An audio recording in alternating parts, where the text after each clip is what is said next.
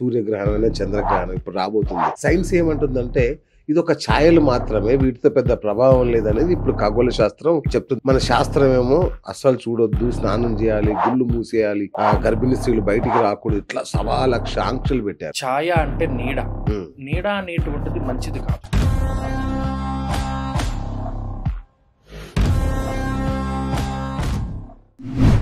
చాలా వ్రతాలు గాని, పూజలు గాని, మంచి విషయాలు ఏవైనా పౌర్ణమి లేదా అమావాస్యకు ముడి పెడతారు. ఎందుకు? మానసికమైనటువంటి ఇబ్బందులు ఉన్న వాళ్ళు పౌర్ణానికి అమావాస్యకి ఉండలేరు.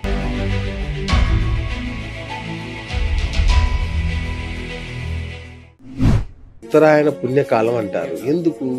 మనకి 14 లోకాల కింద ఉన్నాయి. భూలోక, భువర్లోక, సువర్లోక, తపోలోక, ఇలా పాతాళ లోకాలు ఉన్నాయి. ఇలా వీటన్నిటికీ కూడా కొన్ని ప్రత్యేకమైన డైమెన్షన్స్ ఉంటాయి. అందుకని మనం ఉత్తరాయణంలో చేసే కర్మలు ఏవైతే ఉన్నాయో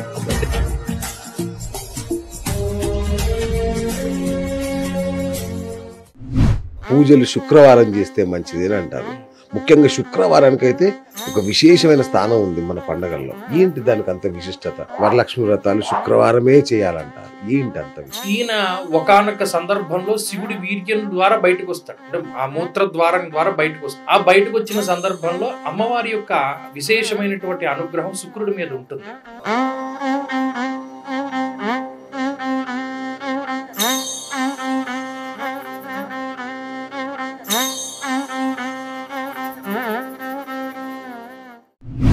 వశీకరణం, ఈ వశీకరణ బాధలు ఇవి జనంలో చాలా ఉన్నాయండి.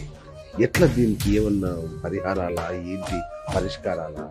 భగవంతుడు మనకి ఏది కావాలో అది ఇస్తాడు. మనది కానిది మనకి ఎప్పటికీ రాదు. ఓకే. ఒకవేళ వచ్చినా నిలబడదు.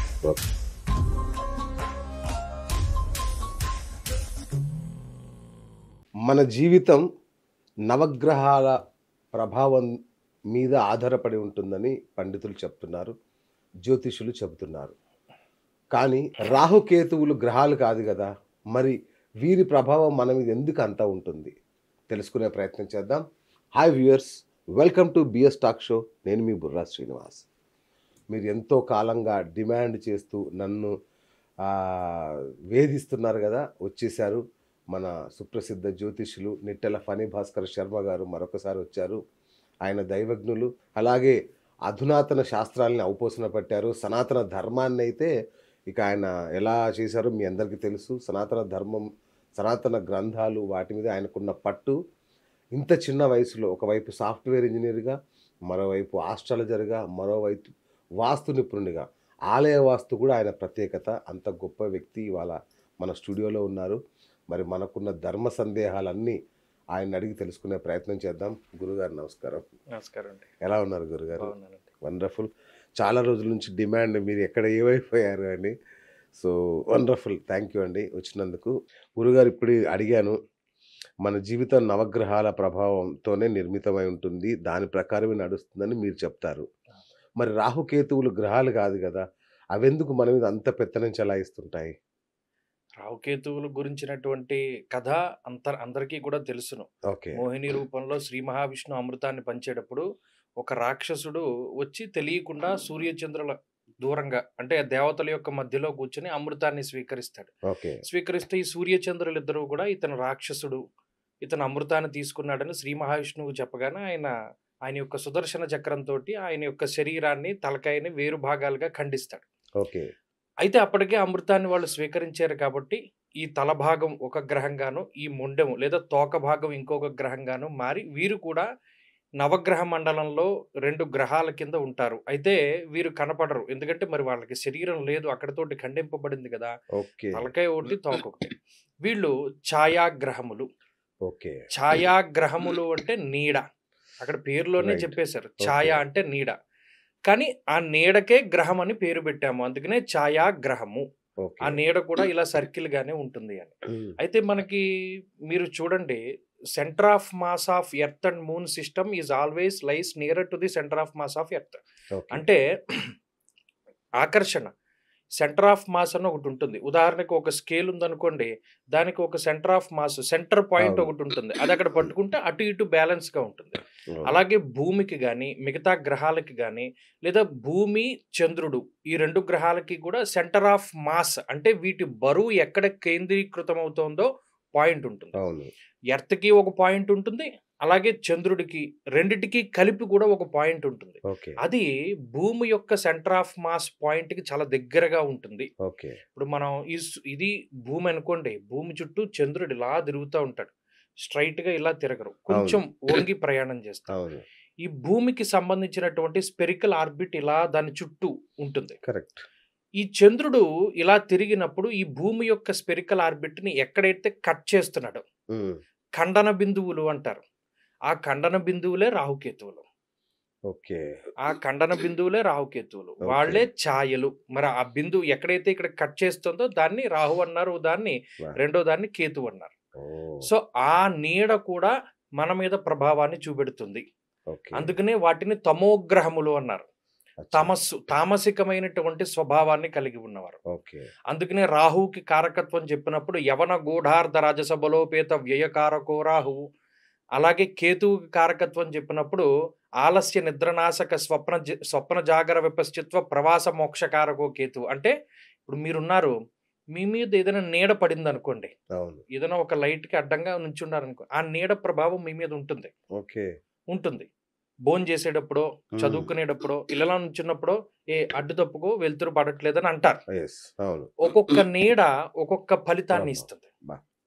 ఆ నీడలు మన మీద ఏ విధంగా ఫలితాన్ని ఇస్తాయి? మరి అవి ఖగోళంలో ఏర్పడిన నీడలే కదా, అవి కూడా మన మీద ఏ విధమైన ఫలితాన్ని ఇస్తాయని లెక్కగట్టి ఆ రాహుకేతువులు మన మీద ప్రభావాన్ని చూపించేటువంటి కాలం. ప్లస్ ఇంకో పాయింట్ ఏంటంటే, ఈ భూమి చంద్రుడి కక్షలు ఇలా టచ్ చేసినప్పుడు మిగతా గ్రహాలన్నీ మనకి సవ్య దిశలో తిరుగుతూ ఉన్నట్టు కనబడతాయి.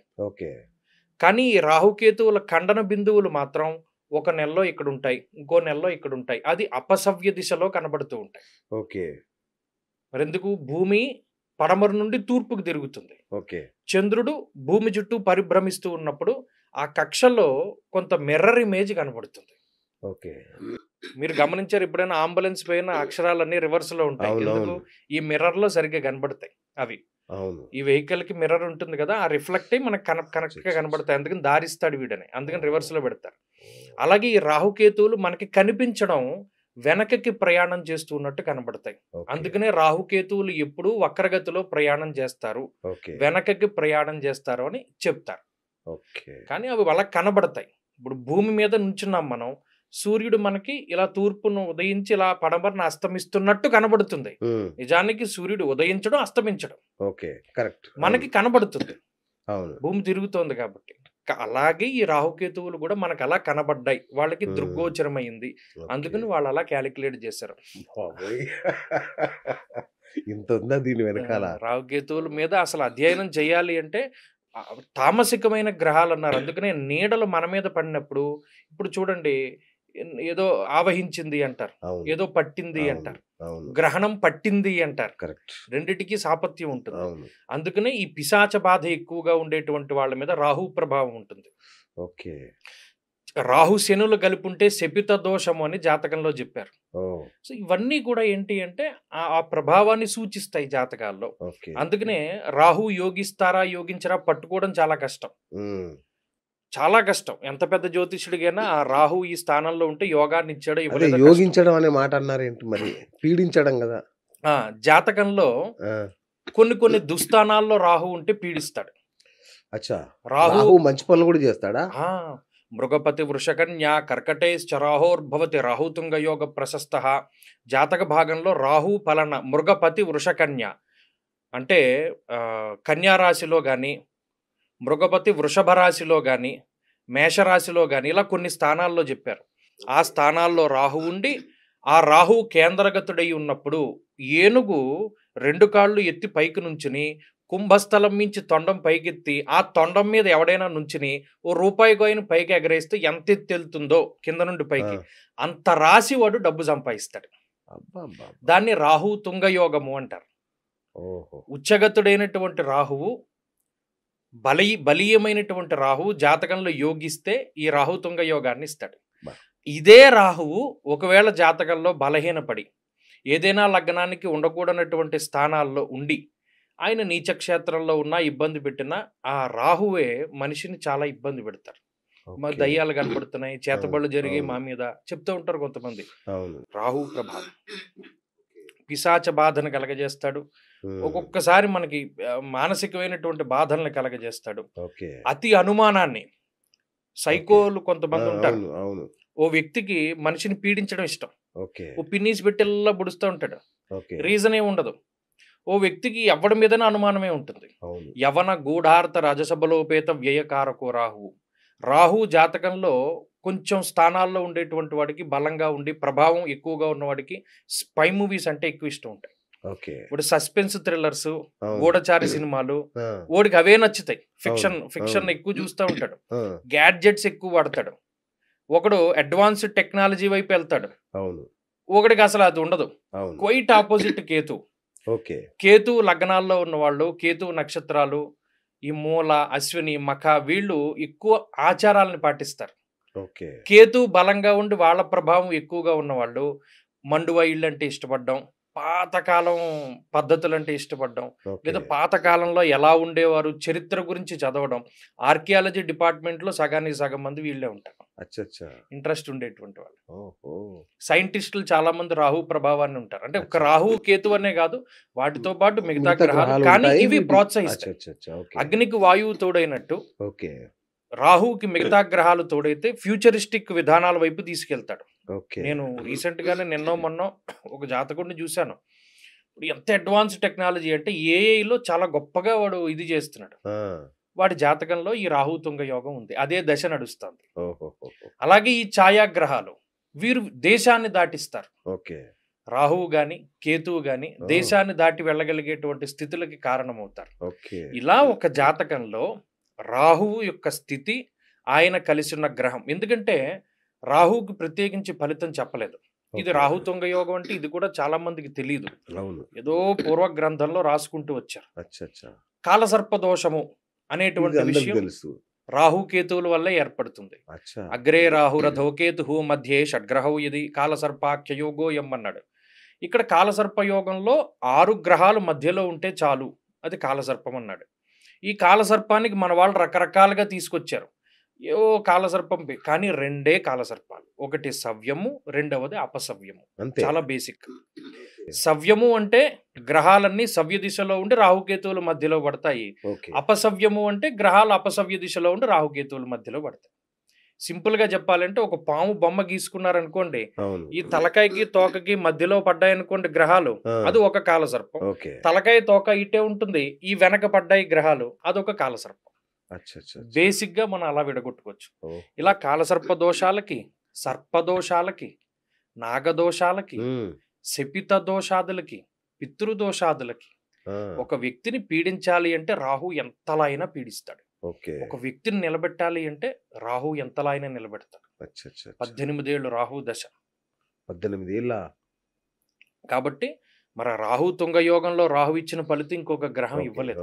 మీరు అందుకనే చూడండి, రాక్షసుల దగ్గర విపరీతం ఉంటుంది. ఇప్పుడు దేవుడి కోసం తపస్సు చేస్తాడు, మామూలుగా కూర్చుంటాడు కొంతకాలం అన్నీ మానేస్తాడు, తినడం మానేస్తాడు, వాయుభక్షణం చేస్తాడు, అది మానేస్తాడు. కొంతకాలానికి ఒంటిగాల మీద నుంచి ఉంటాడు, కొంతకాలానికి ఒంటి వేలు మీద నుంచి ఉంటాడు.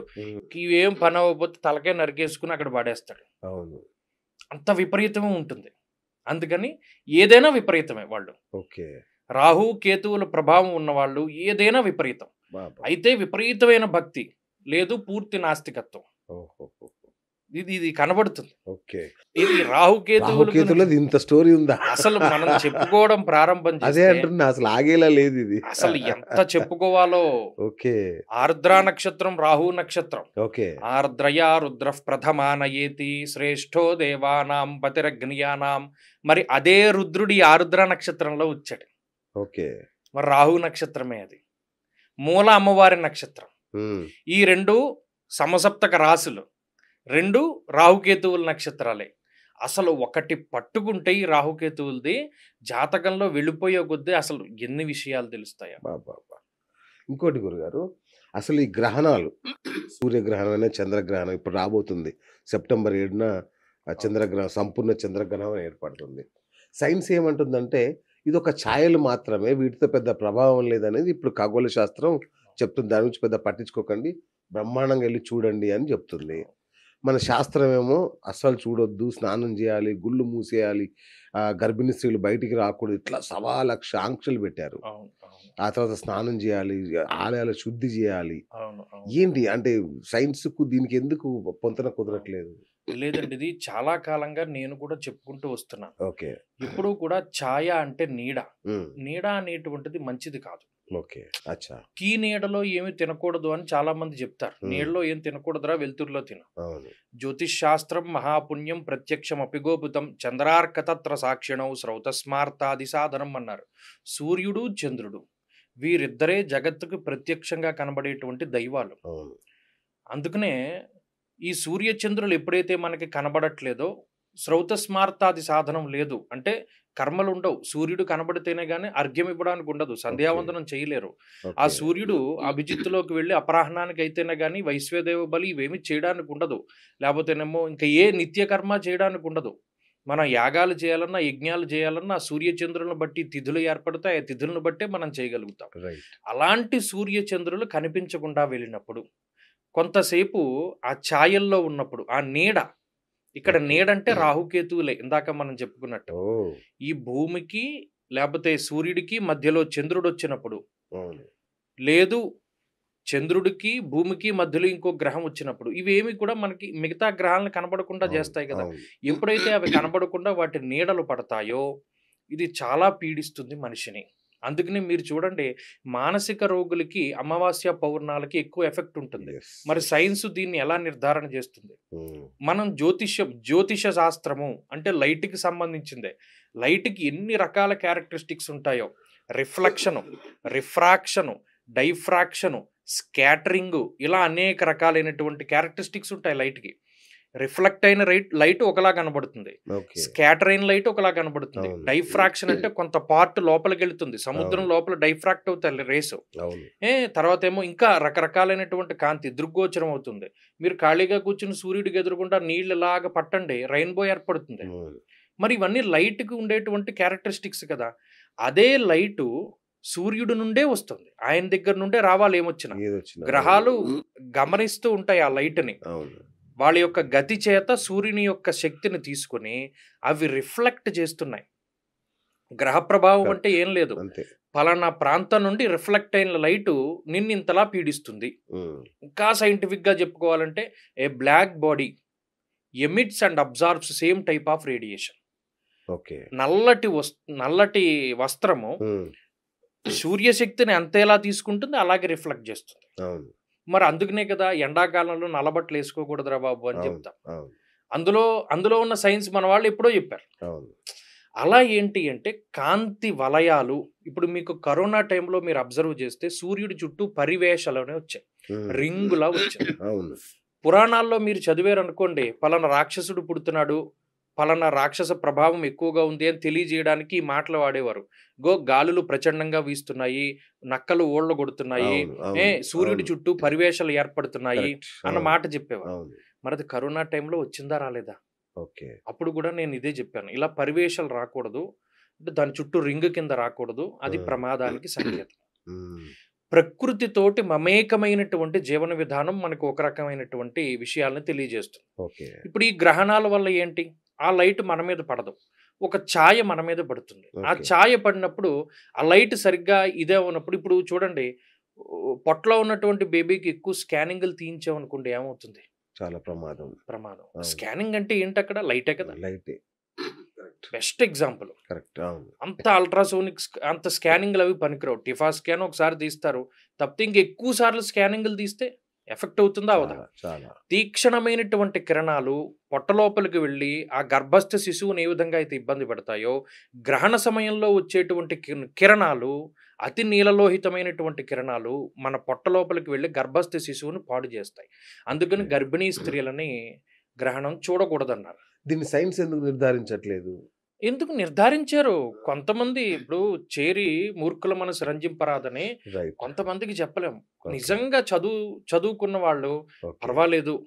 ఈ గ్రహణం ముర్రులవి వస్తాయి. ఇప్పుడు నేను మీకేం చెప్పాను? అవును. ఈ అల్ట్రాసౌనిక్ స్కానింగులు లేపోతే పిల్లలు ఎలా ఉన్నారో తెలుసుకునే స్కానింగులు. అవును. మీకు మీకు ఇబ్బంది ఏం లేదు లైట్ వల్ల అనుకుని ప్రతిరోజు చేయించుకోండి.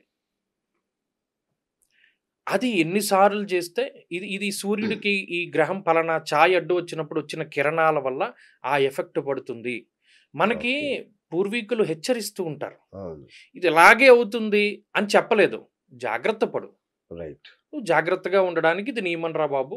జాగ్రత్త పడు అని చెప్తారు. ఓకే. మనం జాగ్రత్త ఎందుకులే అనుకున్నప్పుడు ఒక్కొక్కసారి దెబ్బతినవలసిన పరిస్థితులు వస్తాయి. అందుకని గ్రహణ సమయంలో గర్భంతో ఉన్నటువంటి వాళ్ళు బయటికి రాకూడదు. ఓకే. అందులోనూ 9 నెలల గర్భవాసంలో ఉన్నటువంటి శిశువు పైన ఒక్కొక్క నెలలో ఒక్కొక్క గ్రహం ఆధిపత్యం వహిస్తుంది. రైట్. మొట్టమొదట గర్భం దాల్చడానికి శుక్రుడు ఆధిపత్యాన్ని వహిస్తారు. శుక్రుడు బలహీనంగా ఉంటే వివాహం అవ్వదు. కళత్ర కాముక సుఖగీత విద్యా హాస్య నర్తన సరస సల్లాప శిల్ప జ్యోతిషాభరణయాన మణిమాణిక్య ప్రవాళ భౌక్తిగాది కళత్రకారకుడు శుక్రుడు. ఆయన బలహీన పడిపోతే పెళ్ళి అవ్వదు. పెళ్ళి అవ్వదు, సంతతి కలగదు. శుక్ర కణాలు అంటారే, మరి ఆ కణానికి శుక్రుడి పేరు ఎందుకు పెట్టారు? వేరే పేరు పెట్టుకోవచ్చు కదా. మన వాళ్ళకి ఉన్న నాలెడ్జ్ అది. గర్భం యొక్క మొదటి నెలపై శుక్రుడు ఆధిపత్యాన్ని వహిస్తాడు కాబట్టి ఆ వచ్చే కణాల పేరు శుక్రకణం అని పెట్టారు. ఆ శుక్రుడి యొక్క కణం బలంగా ఉండి లోపలికి వెళ్ళినప్పుడు, అంటే శుక్రుడు బలంగా ఉన్నప్పుడు గర్భం ఏర్పడుతుంది. 2వ నెల గర్భానికి కుజుడు ఆధిపత్యాన్ని వహిస్తాడు. గర్భస్రావం అయిపోతుంది. 2వ నెలలో నిలవదు చాలా మందికి. సర్పదోషాలు, కాలసర్పదోషాలు, కుజ సంబంధమైనటువంటి నాగదోషాదులు ఉన్నటువంటి వాళ్ళకి అలా జరుగుతుంది. మా సొంత ఫ్యామిలీలోనే మాకు బాగా దగ్గర బంధువులు సర్పదోషం ఉంది, లోపల ఉన్నది మోనోజైగాటిక్ ట్విన్స్, నిలవలేదు. ఆ 2వ నెలలో సర్పదోషం ఉంది. 3వ నెల గర్భానికి గురుడు ఆధిపత్యాన్ని వహిస్తారు. యజన కీర్తి గృహ కాంచన పుత్ర వస్త్ర అశ్వాధికారకుడు గురుడు. ఆయన బలంగా ఉంటేనే పిండం గట్టిపడుతుంది. అందుకనే పుత్రకారకుడు గురుడు, సంతాన కారకుడు గురుడు. గ్రహానికి ఒక్కొక్క కారకత్వం ఇచ్చారు. ఈ 3 నెలల్లో గనక పిండం గట్టిపడితే ఇక అది ఉన్నట్టు. మరి అంతే కదా. అందుకని ఈ 3 గ్రహాలు. ఇక మిగతా 4, 5, 6 అవయవాలు ఫామ్ అయ్యేటప్పుడు నేను ఎక్కువగా నా దగ్గరికి, అంటే తప్పని కాదు, మాకు మగ సంతతి కావాలండి, వంశం నిలబడాలండి, మరి ఏం చేయాలండి అని వస్తూ ఉంటారు. అప్పుడు నేను వాళ్ళ జాతకం చూసి అవయవాలు ఏ నెలలో అయితే ఫామ్ అవుతాయో ఆ నెలలో ఏ గ్రహం ఆధిపత్యం వహిస్తుందో దాన్ని బట్టి నేను పలానా ఇది చేసుకోండమ్మా, పలానా ఇది పారాయణం చేయండి చెప్పాను. అది జరిగిన వాళ్ళు ఉన్నారు. పబ్లిక్ గా టీవీలో చెప్పారు.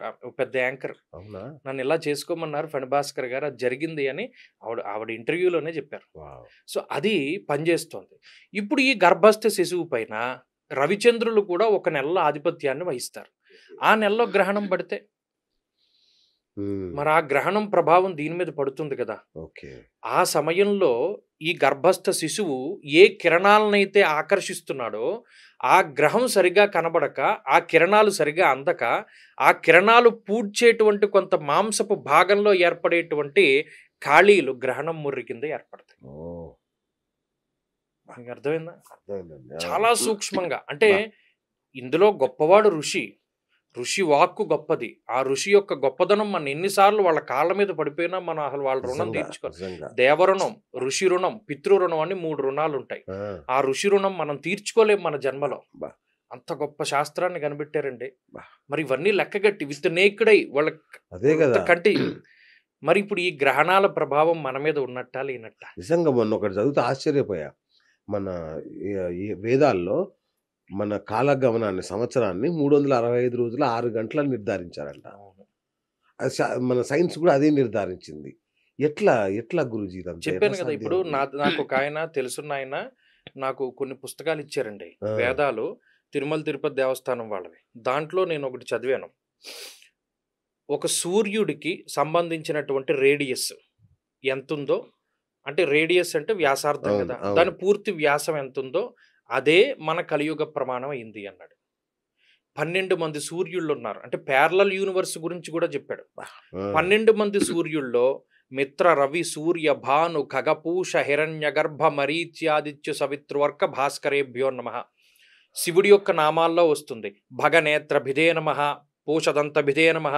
వీరభద్రుడు అధ్వర యజ్ఞం అని చెప్పి జరుగుతుంది. దక్షాధ్వరహరాయ నమః అని మన నామాలతో పూజ చేస్తాం. దక్షుడు అధ్వర యజ్ఞం చేసినప్పుడు శివుడికి ఆవిర్భాగాలు ఇవ్వడు. ఉమ్, అప్పుడు ఈ సూర్యుళ్ళు అందరూ వెళతారు ద్వాదశాదిత్యులు. అందులో పూషదంత బిదే నమః, ఆ వీరభద్రుడు ఈ పూష అనబడేటువంటి సూర్యుడు దంతాలు పీకేస్తాడు. ఆ, భగనేత్ర బిదే నమః, భగుడు అనబడేటువంటి వాడు నేత్రం పీకేస్తాడు. ఉమ్, ఇవన్నీ నామాలు అందులో ఉన్నాయి. బా. మరి ద్వాదశాదిత్యులు, ప్యారలల్ యూనివర్సు, మనం ఉండేటువంటి సూర్యుడిని బట్టే మన కాలం. ఓకే. అందుకని ఋషులు ఎప్పుడు అందుకనే ప్రత్యక్ష నారాయణుడు, ప్రత్యక్షంగా కనబడే దైవం ఆయనే. ఆయన బట్టే కాలం.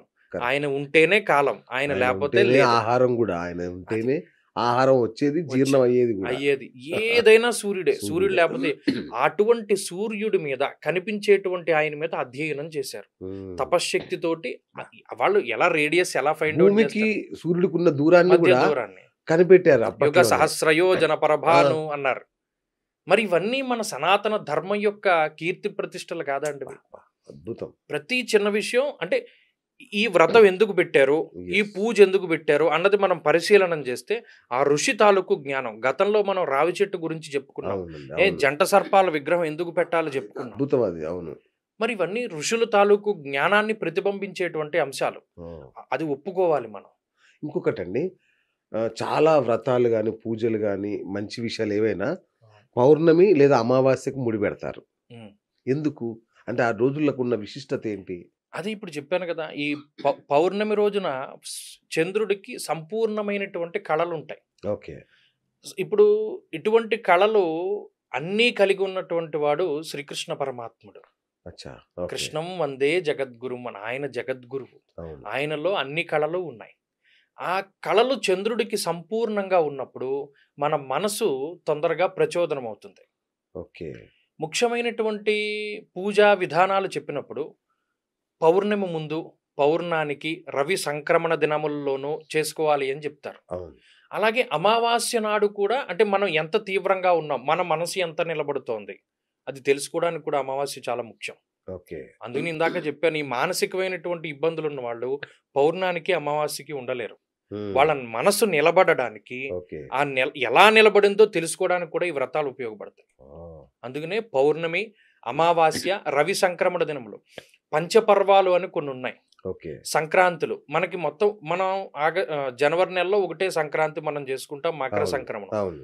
మొత్తం 12 సంక్రాంతులు ఉన్నాయి. ఆ, 12 సంక్రాంతుల్లో కర్కాటక సంక్రాంతి దగ్గర నుండి దక్షిణాయనం ప్రారంభం అవుతుంది. ఓకే. మకర సంక్రాంతి నుండి ఉత్తరాయణం ప్రారంభం అవుతుంది. అచ్చా. మేష సంక్రమణం దగ్గర అంటే మనం ఆ వారాధిపతినే నవనాయకులుగా నిర్ధారణ చేస్తాం. ఓ, ఇలా సూర్యుడు ఆరుద్ర నక్షత్ర ప్రవేశం చేసినప్పుడు, అలాగే కార్తీక మాసంలో తులారాశిలో సంచరిస్తూ ఉన్నప్పుడు, మాఘమాసంలో మకర సంక్రమణం చేసినప్పుడు విశేషమైనటువంటి పుణ్యం చెప్పారు. అదే అండి, ఉత్తరాయణ పుణ్యకాలం అంటారు. పుణ్యకాలం. ఎందుకు? అప్పుడు దేవతా కాలమానం ప్రకారం పగలు. అచ్చా. ఇప్పుడు మన కాలం ఇది, మనం భూమి మీద ఉన్నాం. ఒక ఇది ఉంటుంది, ఇప్పుడు మన బలరాముని యొక్క భార్య గారు రోహిణి, రేవతీదేవి అని ఉంటారు. ఉమ్, ఆవిడ చాలా ఎత్తుంటారు, 8 అడుగులు ఎత్తుంటారు. ఓకే. ఆవిడకి పెళ్ళి అవ్వట్లేదని వాళ్ళ తండ్రి గారు ఈవిడ్ని తీసుకుని బ్రహ్మగారి దగ్గరికి వెళ్తాడు. వెళ్ళినప్పుడు బ్రహ్మగారి దగ్గర ఏదో నృత్య ప్రదర్శన జరుగుతూ ఉంటుంది, సరస్వతీదేవి వీళ్ళందరూ ఉంటారు. సరే ఇది అయ్యాక ఆయనతో మాట్లాడదామని ఆయన ఆగుతాడు. ఉమ్, ఆగిన తర్వాత వీళ్ళు, బ్రహ్మగారు మీరు ఇంత ఇలా మీ క్రియేషనే కదా మనిషి అన్నవాడు, ఈవిడ ఇన్ని అడుగులుంది, ఈవిడ్ని చేసుకునేది ఎవరు అని అడుగుతాడు. ఊరు నువ్వు గొప్ప పని చేసేవరా, ఈ అమ్మాయిని కూడా నీతో తీసుకొచ్చి ఆ, ఇప్పటికీ నువ్వు వచ్చిన తర్వాత ఈ కాసేపట్లో భూమి మీద 28 మహాయుగాలు వెళ్ళిపోయాయి అన్నాడు.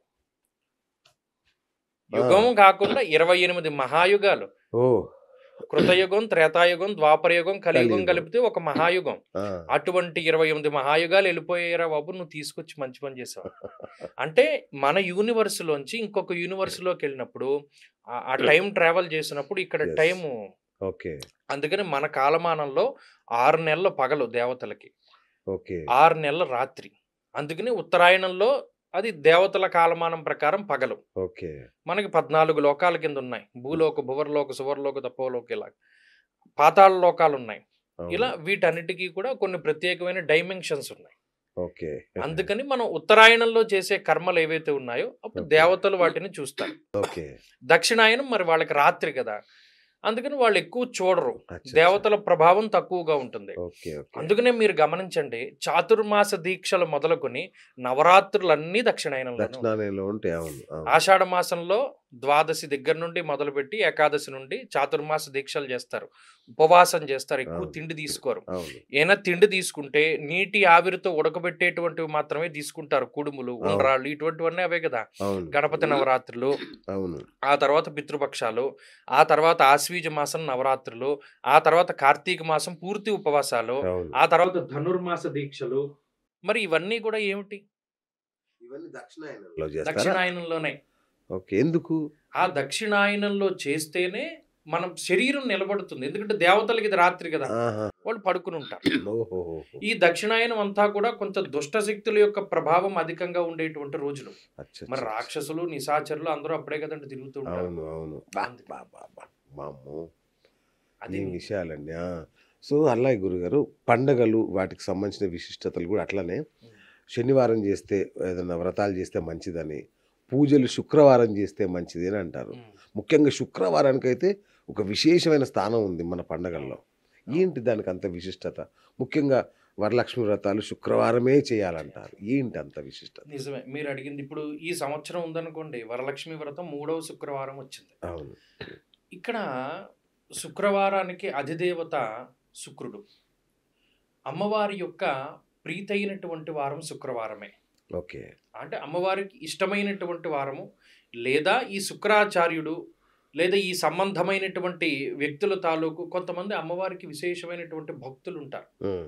నిజానికి ఎలా ఉంటుందంటే, శుక్రుడు ఒకానొక సందర్భంలో వామనుడొచ్చి వరం అడుగుతాడు. అడుగుతుంటే ఇవ్వబోతాడు ఆయన. ఎవరు? వామన అవతారంలో ఎవరినైతే భూమి కిందకి తొక్కేస్తాడో ఆ! ఆ మహారాజు గారు వరం ఇవ్వబోతాడు. ఇవ్వబోతూ ఉంటే ఈయన ఏం బలి చేస్తాడు? చక్రవర్తా? బలి చక్రవర్తి.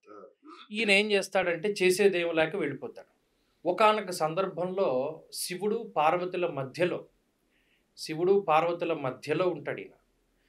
మధ్యలో ఉండి ఇలాగే కమండలంలోంచి ఒక ధార కింద ఎవరో ఒక మహర్షో లేకపోతే ఏదో సందర్భం ఉంటుందో చిన్న కథ. ఆ! ధార కింద పోయిపోతూ ఉంటే కమండలంలో దూరుతాడు ఈయన. కమండలంలో దూరితే నీళ్ళు రావట్లేదు. నీళ్ళు రాకపోతే ఏం చేస్తారంటే ఒక పొల్లెట్టు గుచ్చుతారు ఇలాగా. ఆ! ఒక కన్ను పోతుంది. అచ్చా! అందుకే ఒంటికన్ను శుక్రాచార్యుడు. ఆ! హ్మ్. ఒక కన్ను ఉండదు. అలాగే ఈయన ఒకానొక సందర్భంలో శివుడి వీర్యం ద్వారా బయటకొస్తాడు. అంటే ఆ మూత్ర ద్వారం ద్వారా బయటకొస్తాడు. ఓకే. ఆ బయటకొచ్చిన సందర్భంలో అమ్మవారి యొక్క విశేషమైనటువంటి అనుగ్రహం శుక్రుడి మీద ఉంటుంది. అచ్చా! అందుకని ఒక బిడ్డలాగే శుక్రుడిని చూసుకుంటూ ఉంటారు. ఇందులో ఓహోహోహో! కల్పాంతంలో చాలా కథలున్నాయి. రైట్. ఒక్కొక్క పురాణంలో ఒక్కొక్క కథలా చెప్పుకుంటూ వస్తారు. అందుకనే దీని మీద స్పష్టత ఉండదు. రైట్. ఇప్పుడు రైట్. వినాయకుడు ఉన్నారు. అవును. ఆయనకి సంబంధించినటువంటి కథలు కొన్ని ఎలా ఉంటాయంటే, ఇలా అమ్మవారు బయట ఉంచారు, శివుడు వచ్చి తలకాయ తలకాయ ఇంకొక నరికేశాడు. కల్పాంతం కథే ఉంటుంది. నవగ్రహాలన్నీ వినాయకుడిని చూడడానికి వచ్చినప్పుడు శనేశ్వరుడు తలకాయ పైకెత్తడు. ఎత్తు నువ్వు అని అమ్మవారు అనేసరికి ఒక్కసారి చూస్తే ఆయనకి ఇలా జరుగుతుంది ఆ దృష్టి పడడం వల్ల అని ఇలా కొన్ని. అంటే ఓకే. కల్పాంత భేదాల్లో వచ్చినటువంటి కథల ద్వారా కొన్ని భేదాభిప్రాయాలు ఉండొచ్చు. ఓకే. కానీ శుక్రాచార్యుల వారి యొక్క ఇది అమ్మవారికి శుక్రుడు అంటే విశేషమైనటువంటి ఇది ఉంటుంది. ఇష్టం. ఓకే. అందుకని మీరు గమనించండి. అలాగే చంద్రుడు కూడా అమ్మవారికి విశేషమైనటువంటి భక్తుడు. ఓకే. చాలా గొప్ప భక్తుడు. అందుకని సోమవారాలు గాని, శుక్రవారాలు గాని అమ్మవారి యొక్క ఆరాధన చాలా మంచిది. ఓహ్! ఇంకొక ప్రత్యేకత ఏంటి అంటే శుక్రవారం నాడు అమ్మవారి ఆరాధన చేస్తాం. అవును. ఇప్పుడు దాని కదా నియమం. అవును. శ్రవణ నక్షత్రం అని చెప్పి ఒక నక్షత్రం ఉంటుంది. శ్రవణం హ్మ్. విష్ణుమూర్తి యొక్క నక్షత్రము అంటారు. నిజానికి దేవతలకి నక్షత్రాలు ఇవి అవి ఏముండవు. కానీ ఈ శ్రవణ నక్షత్ర మండలంలో ఒక రకమైనటువంటి శక్తి, విష్ణువుకి సంబంధించినటువంటి శక్తి ఉంటుంది. ఓకే. చంద్రుడు ఎప్పుడైతే ఈ శ్రవణ నక్షత్ర మండలంలోంచి పౌర్ణమి రోజున వెళ్తాడో, మనకి పేర్లు కూడా ఎలా వస్తాయంటే పౌర్ణానికి శ్రవణం ఉంటే శ్రావణ మాసం, ఓహో! పౌర్ణానికి కృత్తికా నక్షత్రం ఉంటే కార్తీక మాసం, అచ్చా! పేర్లు అలా వస్తాయి. ఓకే. ఓకే. ఓకే. పౌర్ణమి రోజున మరి చంద్రుడు శ్రవణ నక్షత్రంలో ఉంటాడు కాబట్టి ఆ శ్రవణ నక్షత్ర మండలం మీద నుండి వచ్చేటువంటి కాంతి అది చంద్రుడి ద్వారా మనందరి మీదకి ప్రసరిస్తుంది కాబట్టి ఓకే. అది విశేషమైనటువంటి పుణ్యకాలం. విష్ణువు స్థితికి కారకుడు. అందుకని ఆయన దగ్గర లక్ష్మీదేవి ఉంటుంది. స్థితి అంటే మనం బతకడానికి కావలసినటువంటి శక్తికి మరి డబ్బు కావాలి. అవును. అవును. ఆ విష్ణు వంశకు సంబంధించినటువంటి శక్తి ఈ శ్రావణ మాసంలో పౌర్ణమి రోజున అలా వెన్నెల రూపంలో కురుస్తుంది. ఓకే. అందుకని ఆ పౌర్ణమికి దగ్గర చేర్చి ఏ శుక్రవారం అయితే ఉంటుందో ఆ శుక్రవారమే వరలక్ష్మి వ్రతం. జనరల్‌గా రెండో వారం పడుతుంది ఎప్పుడును. ఈసారి శ్రావణ మాసం ప్రారంభం అవడమే శుక్రవారంతోటి ప్రారంభమైంది. మరి పౌర్ణానికి ముందు మూడో శుక్రవారం వచ్చింది. పౌర్ణానికి ముందు ఏ శుక్రవారం అయితే ఉంటుందో అదే వరలక్ష్మి వ్రతం. అందుకని వ్రతాలు ఇలా శుక్రవారాలు, పౌర్ణములు దీని అంతటికి నియమం అది. చంద్రుడు మనకారకుడు అంటారు. అట్లాగే చంద్రుడు జీవకారకుడు అని ఒక దగ్గర చదివాను. అసలు జీవమే చంద్రుడి కారకుడు అని విన్నాను. మూడోది పల్లెటూర్లలో దసరాకి పాలను పెట్టి ఆ పాలల్లో చంద్రుడు కనబడ్డ వెంటనే కార్యక్రమాలు చేసి ఆ పాలను తాగితే అవి అమృతం అవుతాయి అనేది కూడా ఒకటి ఆచారం ఉంది. ఏంటి చంద్రుడికి ఇంత విశిష్టత? జస్ట్ సూర్యుడి నీడ ఆయన మీద పడితే వెలిగే చంద్రుడిలో ఇంత శక్తి ఉందా? అంటే మనం మామూలుగా సూర్యుడే శక్తివంతుడు అనుకుంటాము. చంద్రుడికి ఇంత ఏంటి నాకు అర్థం కాలేదు. ఇది లోతుగా మీరు అబ్జర్వ్ చేయండి గురుజీ. కుజుడు ఎర్రగా ఉండేటువంటి గ్రహం. ఆయన ఉపరితలం మీద ఉండే వాయువులు, ఆ ప్లానెట్ ఇదంతా ఎర్రగా ఉంటుంది.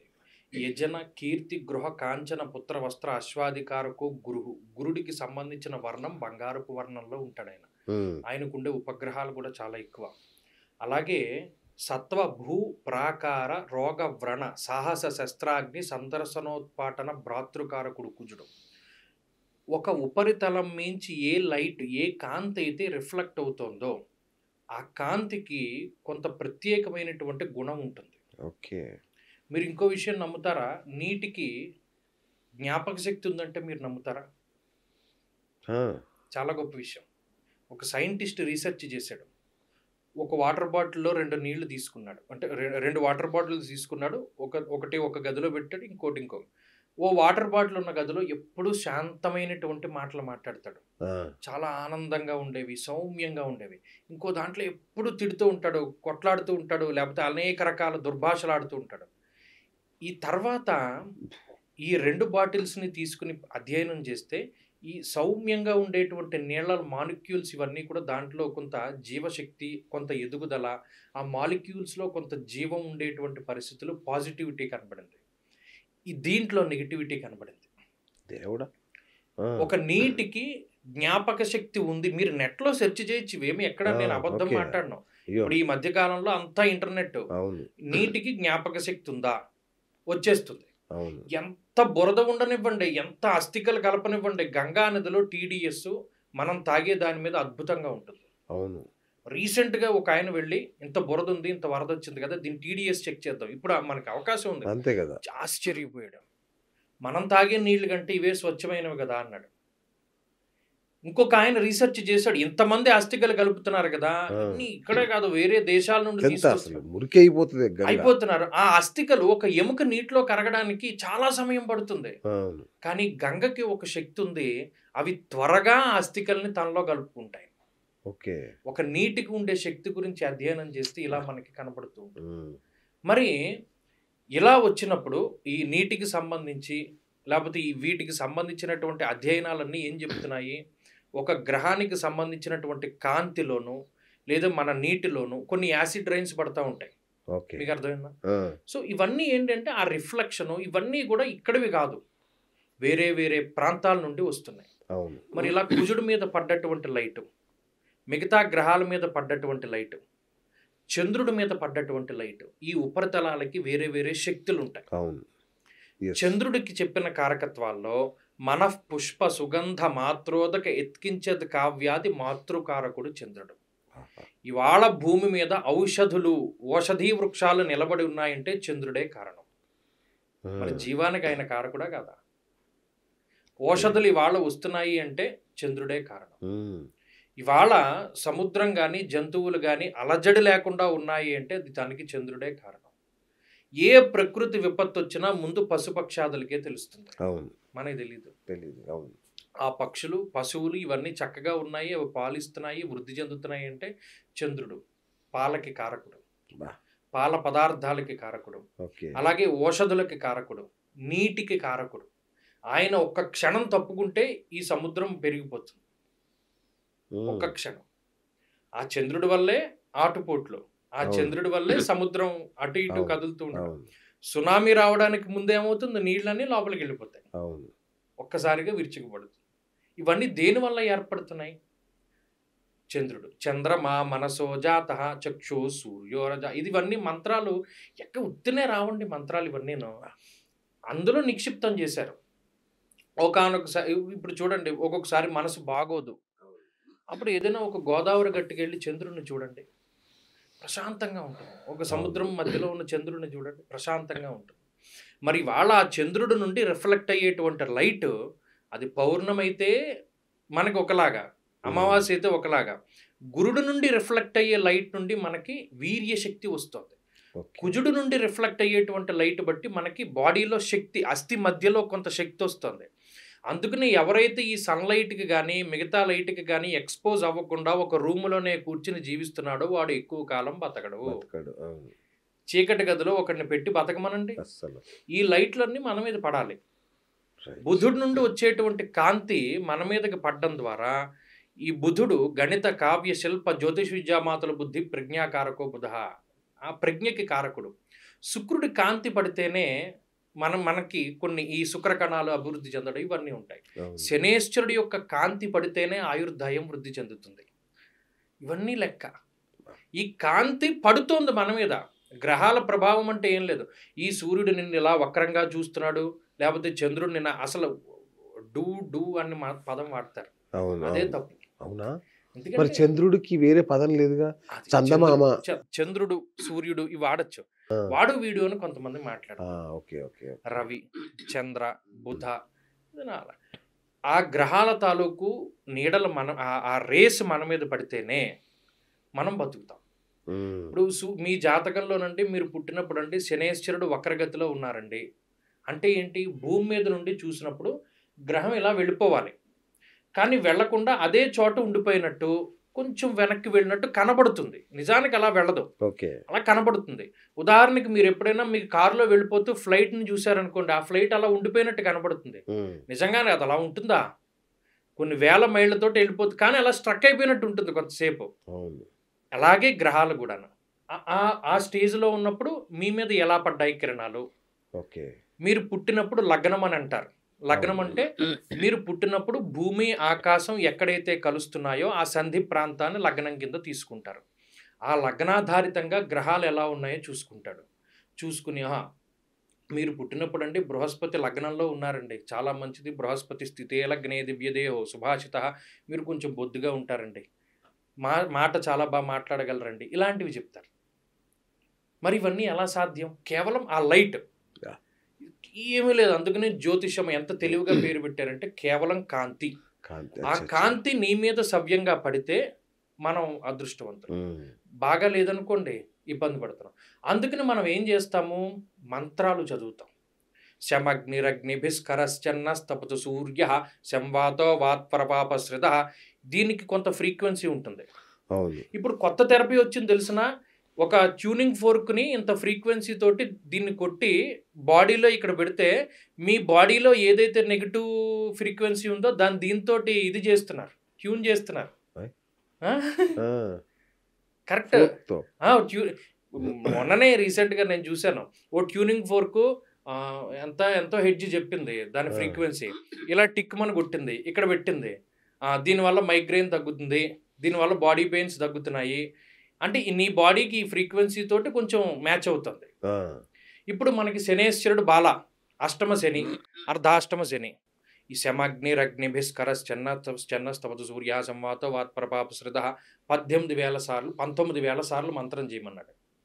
అప్పుడు చేసినప్పుడు ఈ వైబ్రేషన్స్ ఉంటాయే, ఈ వైబ్రేషన్స్ అన్నీ కూడా గాల్లో కలిసి ఆ వచ్చేటువంటి కాంతి. మరి తిరునల్లారు క్షేత్రం ఏంటి?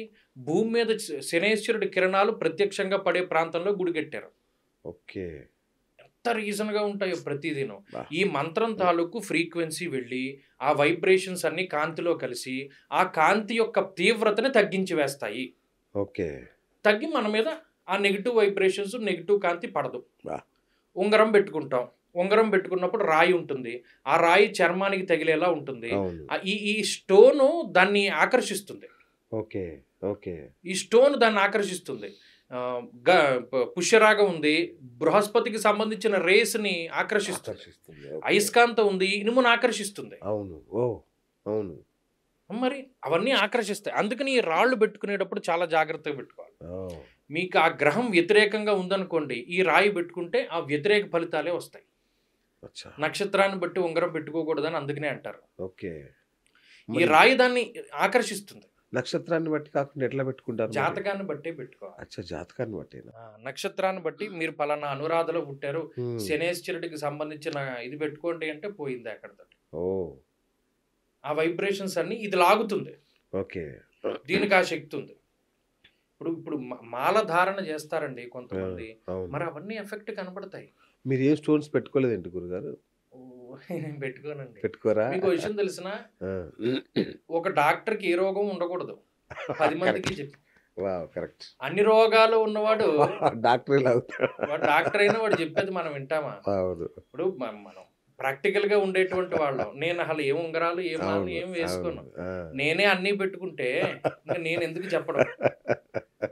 మనకేం రోగం లేదురా బాబు, ప్రతిరోజు వాకింగ్ చేస్తే బాగుంటుందని నేను చేసి వాడికి చెప్పాలి. నేను చేశాను, నాకు లేదు, నువ్వు కూడా చెయ్యి. అంటే మీ మీద ఏ గ్రహాల ప్రభావం ఉండదా? కాదు, ఎందుకు ఉండదు. కానీ మన ఆచరణ, నేను కొన్ని ఆచరిస్తూ ఉంటా. మనకుండే దైవ బలము, మనకుండే ఉపాసన, గురువులు మన మీద వారి యొక్క కరుణ, మన క్రమశిక్షణ. మా ఊర్లో కొంతమంది ఉంటారండి, వాళ్ళు పొద్దున్న 4:30-5ంటికి లేస్తారండి. అంటే నేను చెప్తున్నాను, నేను కొంతమంది చాలా డబ్బున్న వాళ్ళని పరిశీలన చేశాను. ఒక సామెత చెప్పినట్టు అన్నీ ఉన్న ఆకు అణిగిమణిగి ఉంటుంది అన్నట్టు, బాగా డబ్బున్న వాళ్ళు చాలా వినయంగా మాట్లాడతారు. ఏమీ లేనివాడు ఎగిరెగిరి పడతాడు. వాళ్ళు 4 గంటలకు నిద్రలేస్తారు, 4:30 కల్లా కాలకృత్యాలు అయిపోతాయి, స్నానం చేసేసి కాలాతిక్రమం అవ్వకుండా సంధ్యావందనం చేసుకుని దీపం పెట్టుకుంటారు. 6-6:30కి 7ంటికి వాళ్ళు ఏదో ఒకటి తినేస్తారు. వాళ్ళ రోజు ఎప్పటికి ప్రారంభమైంది? 7 దగ్గర నుండి సాయంత్రం 7 అంటే ఎంత టైం ఉంటుందో, ఎన్ని పనులు చేయొచ్చు, బోల్డ్ అంత టైము. మనం ఏం చేస్తున్నాము? 7-8ంటికి లేస్తున్నాం. ఇంకొక విషయం చెప్పనా, చాలా ప్రాక్టికల్, మీరు అబ్జర్వ్ చేస్తారు. పొద్దున్నే 4ంటికి లేచిన వాడికి 6ంటికి ఎన్ని పనులున్నా అయిపోతాయి.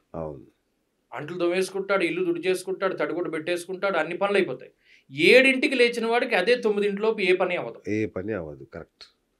సగం వదిలేయాల్సిందే. అంత తేడా. అందుకే రోజుని ఎలా ప్రారంభం చేస్తావు అన్న దానిలో ఉంటుంది. నేను అందుకు ఇవన్నీ ఎందుకు పెట్టుకోను? నా మీద గ్రహాల ప్రభావం, నేను మనిషినే కదా, నేను ఇన్ని రాళ్ళు పెట్టుకుని ఇంకొకటికి రాయి సజెస్ట్ చేశాను అనుకోండి, చాలా చాలా చండాలంగా ఉంటుంది. నేను ఏదైనా మాట్లాడినా జ్యోతిష్యం గురించి, నా మీదే అన్ని రకాలైన దుష్ప్రభావాలు ఉన్నప్పుడు నేను ఇంకొకటికి ఎలా చెప్తాను? అందుకని అది మనం ఇది చేయకూడదు. అసలు మీ మీద చాలా దృష్టి ఉంది. సాటి జ్యోతిష్యులు మిమ్మల్ని చూసి అసలు కసితో ఊగిపోతున్నారు. మరి మీరు ఏం చేసుకుంటారు దానికి? ఏం లేదండి. ఇప్పుడు అంటే మీరు అందరికంటే గొప్పగా చెప్తున్నారు, ప్రజలు మీకోసం పడిగాపులు కాస్తున్నారు, మీ అపాయింట్మెంట్ కోసం 2-3 నెలలు వెయిట్ చేస్తున్నారు. సిచ్యువేషన్ అయితే నిజాయితీగా అదే ఉంది. దీన్ని చాలామంది జ్యోతిష్యులు జీర్ణించుకోలేకపోతున్నారు. ఏంటి ఈ భాస్కర్ శర్మకి ఇంత అనే? అదేం లేదండి, అది మనం అంటే నేను ఎలా ఉంటాను, దృష్టి కాదా మీకు తగలదా? ఏం భగవంతుడు చూసుకుంటాడండి. ఇప్పుడు ఒకడు ఏడవడం ద్వారా మనం పతనం అయిపోతే ఇంకా ఈజీగా ప్రతి ఒక్క సమాజం మొత్తం అయిపోతుంది. పలానా ఒక పెద్ద డబ్బున్న వ్యక్తిని చూసి ప్రతిరోజు నేను వాడి ఇంటి దగ్గరికి వెళ్ళేలా చూసి, అబ్బో వీడు ఇలా ఉన్నాడు ఏడిచాను అనుకోండి, వాడేం పతనం అవ్వడం. ఒక వ్యక్తి ఎదుగుతున్నాడు అంటే వాడు ఏం అవలంబనం చేస్తున్నాడు, వాడి జీవితంలో నేర్చుకున్నది ఎంత వాడు ప్రాక్టికాలిటీలో పెడుతున్నాడు అన్నదే చూసుకోవాలి. నేనున్నాను, నా మనస్తత్వం ఏంటంటే చదివింది మనం చేసి ఫాలో అయ్యి ఇంకొకటికి చెప్పాలి. నువ్వు ప్రతిరోజు సంధ్యావందనం చేయి బాగుంటుందంటే నేను చేయాలి ఫస్ట్. అంతేగా. నేను ఏదైనా ఒక పురాణం చదివినా, ఒకటి ఏం చదివినా అది నేను ఇందులోకి తెచ్చుకుంటాను, ఇది చేసుకుంటాను. మా గురువు గారు ఇందులో ప్రధానంగా నన్ను కాపాడే కవచం నా గురువు యొక్క శక్తే. మా గురువు గారు నాకు చెప్పిన విద్య అదేం నా సొంత తెలివితేటలు కాదు. నాలాంటి వాళ్ళు కొన్ని వేల మంది, లక్షల మంది, కోట్ల మంది ఉన్నారు. ఆయన నాకు చదువు చెప్పడం వల్లే కదా నాకు ఇది వచ్చింది. నారు పోసిన వాడు నీరు పోయడా? నాకు చదువు చెప్పి వృద్ధిలోకి తీసుకొచ్చిన వాడు నాకు ఏదైనా ఇబ్బంది వస్తే ఆయన చూసుకోడు, ఖచ్చితంగా చూసుకుంటాడు. కాబట్టి ఇందులో అసూయ పడ్డం వల్ల లేకపోతే అంటే అలా ఉండదనే భావిస్తున్నాను. ఎందుకంటే అయితే 2 ఉన్నాయి గురుగారు. పిల్లి శాపాలకు ఉట్టి తెగుద్దా అనేది ఒక సామెత ఉంది. ఆ! నరదిష్టికి నాపరాలైనా పగిలిపోతాయని ఇంకో సామెత ఉంది. దీనిలో ఏది వాడుకోవాలి మేము? లేదు లేదు. ఇది 2 కరెక్టేనండి. ఇక్కడ ఒక విషయం. దృష్టి దోషాలున్నాయి. నేను కాదనను. ఎందుకంటే యెస్. నేను ప్రాక్టికల్‌గా చూస్తా. యెస్. దాని నుండి మనం ఎలా బయటపడాలి? అంటే ఒకటి మిమ్మల్ని భగవంతుడే కాపాడుతూ ఉంటాడు. హ్మ్. భగవంతుడు కాపాడుతూ ఉన్నప్పుడు ఇటువంటివి ఏం చేయలేవండి. ఓకే. మనం నరదృష్టిలు, లేపోతే పిశాచ బాధలు, ఇంకోటి. యెస్. ఆ గురువు మనల్ని ఎలా కాపాడుతాడు. మనం ఎవరినైతే గురువు కింద నేను మొన్న ఒక ఆవిడొచ్చింది. "ఏవండీ నాకు జీవితంలో ఏదో ఒక లోటు ఉందంటే అసంతృప్తి ఉంది.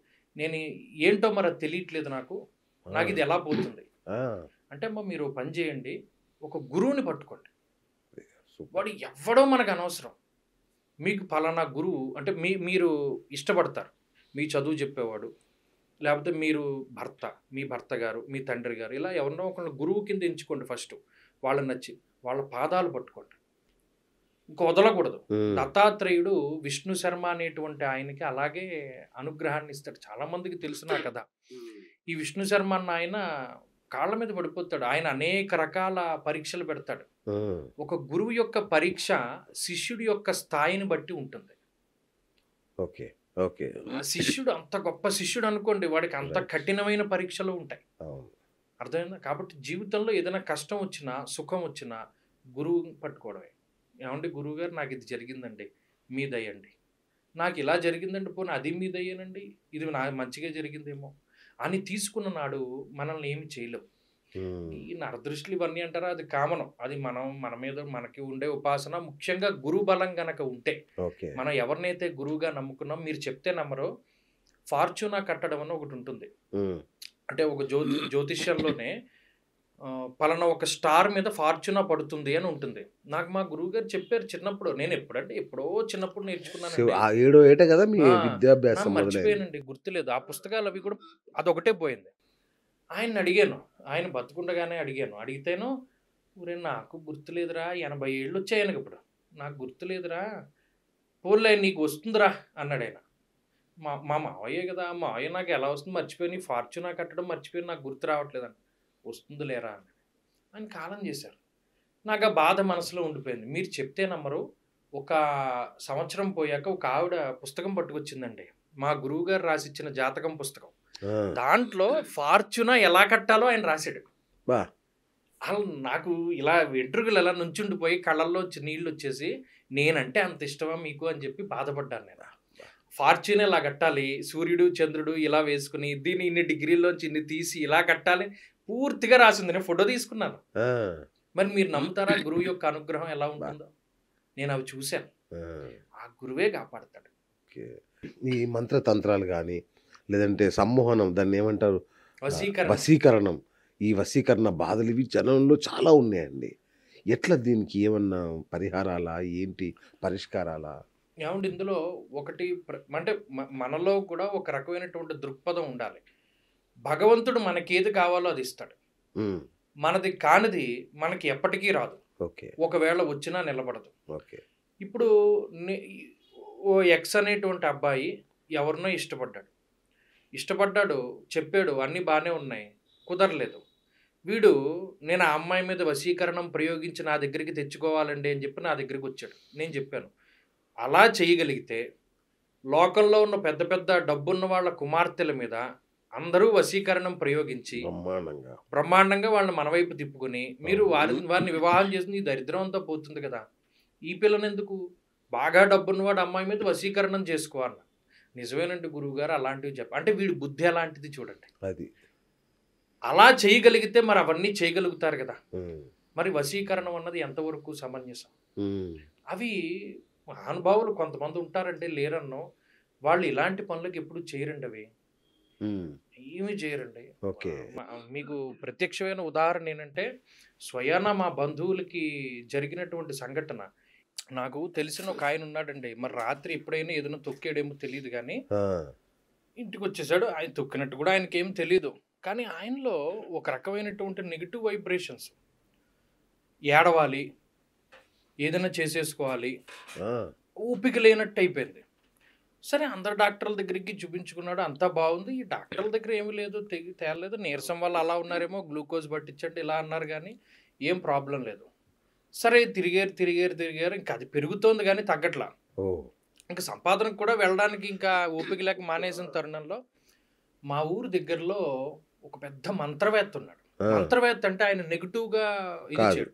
ఆయన అంతా మంచి సాత్వికోపాసన. మా బంధువులు ఒక ఆయనకి ఆయన ఫ్రెండ్. సరే ఈయన ఎవరెవరికో చెప్తే, ఒరే ఓ పనిచేరి ఇదేదో కొంచెం ఎక్కడో తొక్కిన దానిలో బాపతలా కనబడుతుంది, నువ్వు పలానా ఆయన ఇంటికి వెళ్ళు, ఆయన దీనికి ఏదైనా ఇది చేస్తాడంటే సరే ఇంకా ఓ లోనా వేసుకుని జాగ్రత్తగా వెళ్ళాడు. ఈయన వంతెన దాటించడానికి కూడా పెద్ద శక్తి లేదు. ఆయన వంతెన దాటి అటుపక్కకి వెళ్ళి కాలువకు అటుపక్కకి వెళ్ళి ఆయన ఇంట్లో కూర్చున్నాడు అరుగు మీద. ఆవిడ పిలిచారు, ఏమమ్మా ఆయన ఉన్నారా అండి అని అంటే, లేరండి ఇప్పుడే బయటికి వెళ్ళారు అని. అయ్యో మేము ఎంత కష్టపడి వచ్చాము ఆయన కోసము, పోనీ ఏంటి చెప్పండి అయ్యింది ఆవిడ. లేదులేండి ఆయనతోనే మాట్లాడతాను, ఒక 10 నిమిషాలు నాకు ఓపిక లేదు, ఇక్కడ పడుకుంటాను అరుగు మీద అని పడుకున్నాడు. ఆయన పడుకున్నాడు, ఇంటికి వెళ్ళిపోయాడు. ఇంటికి వెళ్ళి నిద్దట్లో, ఏయ్ ఎవరు నువ్వు, పలానా మా బంధువుని ఇబ్బంది పెడుతున్నావు, నువ్వు వెళ్ళిపోవా, నిన్ను ఏదైనా చేయనా అని అన్నాడు కల్లో కనబడి. ఆయన ఎవరైతే మంత్రవేత్త ఉన్నాడో ఆయన వెళ్ళిపోతున్నాను అంటూ వెళ్ళిపోయినట్టు ఓ కొండపై నుండి పడిపోతున్నట్టు కళ్ళొచ్చి ధంగమని లేచి కూర్చున్నాడు. శరీరం అంత తేలికైపోయినట్టు ఉత్సాహం వచ్చేసింది, ఎక్కడ లేని ఉత్సాహం వచ్చేసి ఇంకా గంతులు వేసేసాడు. ఈయన అటు ఇటు తిరిగాడు. కొంతకాలం పోయాక ఆయన దగ్గరికి వెళ్ళారు. మళ్ళా ఏమంటే గురువు గారంటే, నాకు జరిగింది తెలుసు, నీకు ఇదిగో రక్ష కడుతున్నాను, నీకు ఇటువంటివి ఏం భయం లేదని పంపాడు ఆయన. అంత మంత్రవేత్తలు ఉంటారు, నేను అవి చూశాను. స్టిల్ ఇవాళకి ఆయన ఇచ్చినటువంటి విభూతి కానీ ఇచ్చినటువంటి ఇది కానీ ఉన్నాయి. ఆయన లేకపోయినా ఆయన, నేను మొన్న నాకు ఒక ఆయన, మీరు చెప్తే నమ్మరు, మరి భగవంతుడు ఇస్తాడేమో తెలియదు కానీ ఒక ఆయన పిలిచి, మా ముత్తాత గారు బోర్డు పుస్తకాలు ఉన్నాయండి పాడైపోతున్నాయి మీరు పట్టుకుపోండి అన్నాడు. నాకు మహదానందం, నేను తిండి లేకపోయినా వెళ్ళిపోతాను. వెళ్ళిపోయాను, 3-4 గంటలు కూర్చొని అన్ని పుస్తకాలు తీసేసుకుని, ఎన్ని పుస్తకాలు ఉన్నాయి అందులో. జలార్గళ శాస్త్రం ఉందండి. జలార్గళ శాస్త్రం అంటే ఏంటంటే ఎక్కడ నీళ్లు పడతాయి, అందులో మాట చెప్పాడు, మీకు ఎక్కడైనా ఈ మొక్క కనబడితే ఈ మొక్కకి 3 అడుగుల దూరంలో ఈ పాము ఉంటుంది, జాగ్రత్తగా మొక్క దగ్గరికి వెళ్ళండి. ఆ పాము కనబడింది అనుకోండి, ఆ పాముకి తూర్పుగా ఇంత జలం ఉంటుంది తీసుకోండి అన్నాడు. అసలు ఎవడికి మత్తి ఉంటుందండి, మత్తి లేదు ఎవరికిన్నో. మీకు ఈ మొక్క కనబడితే ఆ మొక్క కింద ఈ నీరు ప్రవహిస్తుంది ఇన్ని అడుగుల లోతులో. ఒకవేళ ప్రవహించలేదనుకోండి, మీకు ఉప్పు నీరు పడింది అనుకోండి, ఈ నీళ్లలో పలానావి కలపండి, ఆ నీళ్లు తేట కింద మారితే మీరు తాగొచ్చు. సౌండ్ లేదండి, అది 10 పేజీలు 15 పేజీల పుస్తకం ఉంటుంది. జలార్గళ శాస్త్రం అని పేరు. ఎప్పుడుది అది 1860వ సంవత్సరంలో పుస్తకం. చెదబట్టేగా మిగిలిన పుస్తకం తెచ్చుకున్నాను నేను. నాకు అర్థమైంది కొంచెం అందులో. మీ చిన్నప్పుడు చేసేవాళ్ళు కదా మీరు, నీళ్ళు ఎక్కడ పడతాయి. మా ముత్తాత గారికి వచ్చు, మా ముత్తాత గారికి జలార్గళం వచ్చు. బట్ గొప్ప విచిత్రం, ఆ పుస్తకం నాకు దొరికింది. కానీ మీకు గురుముఖత లేనిదే రాదు విద్య. రాదు. కరెక్ట్. మనం అనుకుంటాం ఇది చదివి ఏదైనా చేసేస్తావేమో అనుకుని, రాదు. మీరు చెప్తే నమ్మరు, నేను బోల్డన్ని వాస్తు పుస్తకాలు చదివాను, నాకు ఏమీ గుర్తులేదు. ఒక్కరోజు గురువు గారి దగ్గరికి వెళ్ళి కూర్చున్నాను, అంత జ్ఞానం వచ్చేస్తుంది ఒక్కరోజే. ఆయన చెప్పిన విషయాలకి అంటే కొన్ని ఫండమెంటల్స్ ఉంటాయి కదండి, అవి అర్థమై. ఇవి అంతే, ఎవరైనా ఒక గురువు. అందుకనే ఇవి ఏమి ఉండవు ప్రయోగాలు, లేకపోతే ఈ వశీకరణాలు లేవని మనం అనుకోవచ్చు, కానీ ఉంటాయి, లేవన్నో. కానీ అవేమీ కూడా ఈ ప్రాపంచిక విషయాలకని ఎవరు ఉపయోగించరు. ఓకే. అంటే నేను చూశానండి, వనమూలికలు తీసుకొచ్చి సముద్ర తీరంలో ఏదో చేస్తే వశీకరణం అయిపోతుంది. ఒక ఆయన ఎందుకు ఇక్కడే మన దగ్గరే ఒక ఆయన వచ్చాడు నా దగ్గరికి, పుట్టిన పిల్లలు నాకు పుట్టలేదేమో అని నాకు సందేహంగా ఉంది అన్నాడు. చాలా అసలు మీరు ఆ పొజిషన్లో ఉంటే ఏం చేస్తారు? రాజద్రోహం చచోరత్వం స్త్రీదోషం నిధి దర్శనం అనర్ధ్వాపాదకం కర్మ జ్ఞాతమప్య ప్రకాశయేత్, ఇవి చెప్పకూడదు అన్నాడు. రాజద్రోహం, చోరత్వం, స్త్రీ దోషం, నిధి దర్శనం, ఇవి 4 అనర్ధాపాదకం కర్మ, అసలు చెప్పకరా బాబు నువ్వు అని చెప్పాడు. ఆయన నన్ను వచ్చి అడిగింది, నా పిల్లలు నాకు పుట్టలేదని నాకు అనుమానంగా ఉంది, నాకు తెలిసిన వామాచార పద్ధతిలో పూజ చేసేవాళ్ళు కూడా దీన్నే నిర్ధారించారు, మీరేం చెప్తారు? ఇంకేం ప్రశ్న లేదు. నేను అన్నాను, ఏమంటే ఆయన జాతకాన్ని చూసి సుతే సేబాయుషే విత్తే బహుపుత్రీ న సంశయ అన్నాడు. అంటే సంతాన స్థానాధిపతి ఇలా ఉంటే బహుపుత్రీ న సంశయ, స్త్రీ సంతానమే కలుగుతుంది, దాంట్లో సందేహం లేదని చెప్పాడు. మీ జాతకం ప్రకారం మీకు స్త్రీ సంతానం ఉన్నారా? నాకు 3 అమ్మాయిలు 1 అబ్బాయి అన్నాడు. మరి సరిపోతుంది కదండి, మీరు మీ మీ దాంట్లో ఉన్న వాళ్ళే అక్కడ పుట్టారు, మరి మీకు అనుమానం ఏంటని అడిగాను.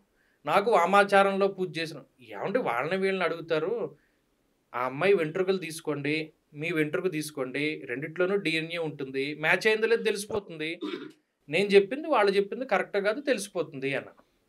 అప్పుడు ఆయన అది చేశాడు. నాకు ఈ విషయం కూడా తెలియదు అన్నాడు ఆయన. అంటే ఇక్కడ శాస్త్రాన్ని పట్టుకోవాలి, ఇప్పుడున్న టెక్నాలజీని పట్టుకోవాలి కదా. అవును గురూజీ, DNA ఇప్పుడు పరీక్షలు అవుతున్నాయి కదా, సో కర్మ సిద్ధాంతం DNA చెప్పేది నమ్మాలా, కర్మ సిద్ధాంతాన్ని పాటించాలా? ఈ రెండింటికి ఏమైనా సంబంధం? DNA ఏం చెప్తుంది? మన వారసత్వం. గొప్ప విషయం చెప్తాను వినండి. ఒక జీవుడు అంటే శరీరంలో ఉండేటువంటి వాడు, శరీరం రెండు వేరు, శరీరం వేరు, ఆత్మ వేరు వేరు కదా. అక్కడ వరకు మన అందరికీ క్లారిటీ ఉంది. అవును. ఈ ఆత్మ అనేటువంటిది సంచిత కర్మలు, ఆగామి కర్మలు, ప్రారబ్ధ కర్మల రూపాయన శరీరాన్ని ధారణ చేస్తుంది. అవును. ఆత్మకి శరీరానికి సంబంధంలా, రెండు వేరు వేరు స్థాయిల్లో ఉన్నాయి. మరి లేకపోతే మీరు పడుకున్నప్పుడు ఏమవుతుంది మీకు తెలియదు. ఈ అవయవాలన్నీ కూడా లోపలికి లయమైపోతున్నాయి ఆత్మ లోపలికి. అందుకని అవయవాలన్నిటి నుండి మరి అవయవాలు పనిచేయకపోతే ఏమవుతుంది? మలం ఉత్పత్తి అవుతుంది. అంటే ఈ కళ్ళల్లోంచి పుసుకుల రూపంలో వస్తాయి, చెవుల్లోంచి వస్తుంది, ముక్కు నోట్లోంచి వస్తుంది. అందుకని పొద్దునేసరికి అవన్నీ కడుక్కుంటా. అంటే ఆ శరీరం అక్కడతో పనిచేయాల, దానికి రెస్ట్. శరీరం ఎవరిది? తండ్రి గారు, తాతగారు, ముత్తాత గారు. మరి 7th సెన్స్ సినిమాలో ఏం చెప్పాడు? అన్ని తరాల ముందున్నవాడి ఇది కూడా మీ డిఎన్ఏలో ఉంటుందని చెప్పాడు. దాన్ని తట్టి లేపొచ్చని సైన్స్ చెప్పింది కదా. అది నిజమే, అది దాన్ని కాదనేవాడు ఎవడో లేడు. ఇది శరీరం. మరి ఆత్మ, దానికున్న జ్ఞానము అది విశేషమైన జ్ఞానం. మార్కండేయ పురాణం అని ఒక పురాణం ఉంటుంది. ఆ మార్కండేయ పురాణాంతర్గతంగా కొన్ని విషయాలు చెప్తారు. ఒక ఋషి గారు కూర్చుని వాళ్ళ పిల్లాడికి పాఠం చెప్తాడు. ఇప్పుడు నాన్న నేర్చుకోరా, చదువుకోమంటే చదువుకోవేంటరా నువ్వు అంటే, 5-6 జన్మల క్రితం నేను గొప్ప పండితుణ్ణి, నాకు 4 వేదాలు వచ్చు, 10,000 జన్మలు గుర్తున్నాయి నాకు, ఇదో జన్మ నాది, నీకు కావాలంటే ఆ జన్మలో చదువుకున్నదంతా తెచ్చుకుంటాను, 4 వేదాలు చెప్పేస్తాను, నన్ను చదువుకోమని అనకన్నాడు. ఆయన స్టన్ అయిపోయాడు గురువు గారు, తండ్రి.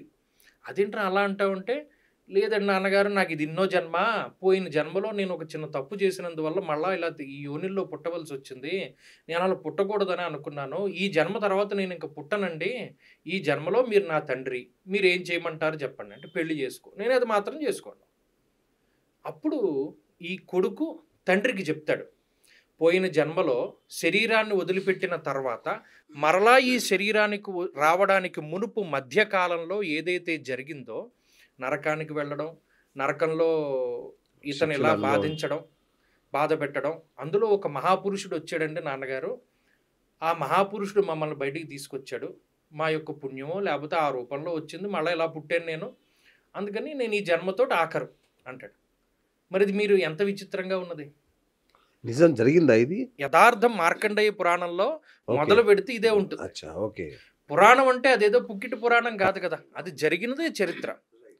కాబట్టి ఈ పురాణాల్లో చెప్పినటువంటి విషయాలు ఇవన్నీ, ఈ శరీరము ఆత్మ, ఆత్మజ్ఞానం ఎప్పటిది? కొన్ని వేల సంవత్సరాల క్రితం, కొన్ని వేల జన్మల క్రితంది. మరి రమణ మహర్షి గారు వాళ్ళ తల్లిగారు శరీరాన్ని వదిలిపెట్టేస్తున్నారని తెలిసి సూక్ష్మంగా ఇన్ని గంటల పాటు ఆవిడ హృదయం మీద, తలకాయ మీద చెయ్యి ఉంచి అన్ని రాబోయేటువంటి జన్మలన్నింటినీ కూడా సూక్ష్మ రూపంలో ఆవిడ చేత అనుభవింపజేసేసి ఇక మళ్ళీ పుట్టనక్కర్ లేకుండా ఆవిడకి మోక్షాన్ని ఇవ్వగలిగాడు ఆయన.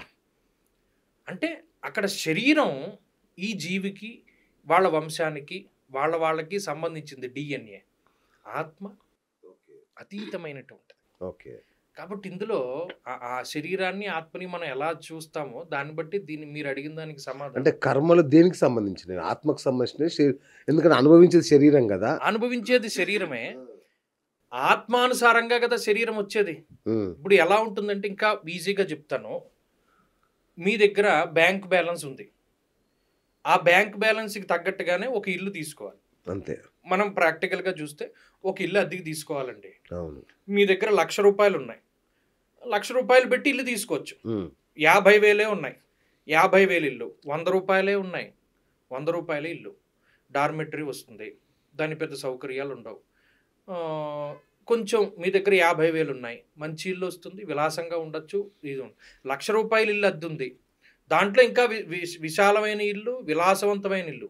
అదే శరీరం మన అద్దె కొంపల్లోనే ఉంటున్నట్టు కదా ఈ శరీరం అన్నది. అద్దె ఈ ఈ పలానా అద్దె నీ దగ్గర ఎంత ఉంది డబ్బు చూస్తాడు పైన భగవంతుడు. నీ దగ్గర ఓకే ఒక ₹1,00,000 ఉన్నాయి కదరా, ఇగో విలాసంగా ఉంటుంది, ఈ శరీరానికి రోగాలు అవి రావు, స్విమ్మింగ్ పూల్లో స్నానాలు అవి చేయొచ్చు, నీకు బోల్డ్ కార్లు, పుట్టుకతోటి శ్రీమంతుడిగా పుడతావు, శరీరం కష్టపడదు, కాబట్టి విలాసంగా జీవించరా అంటాడు. నా దగ్గర డబ్బు లేదండి.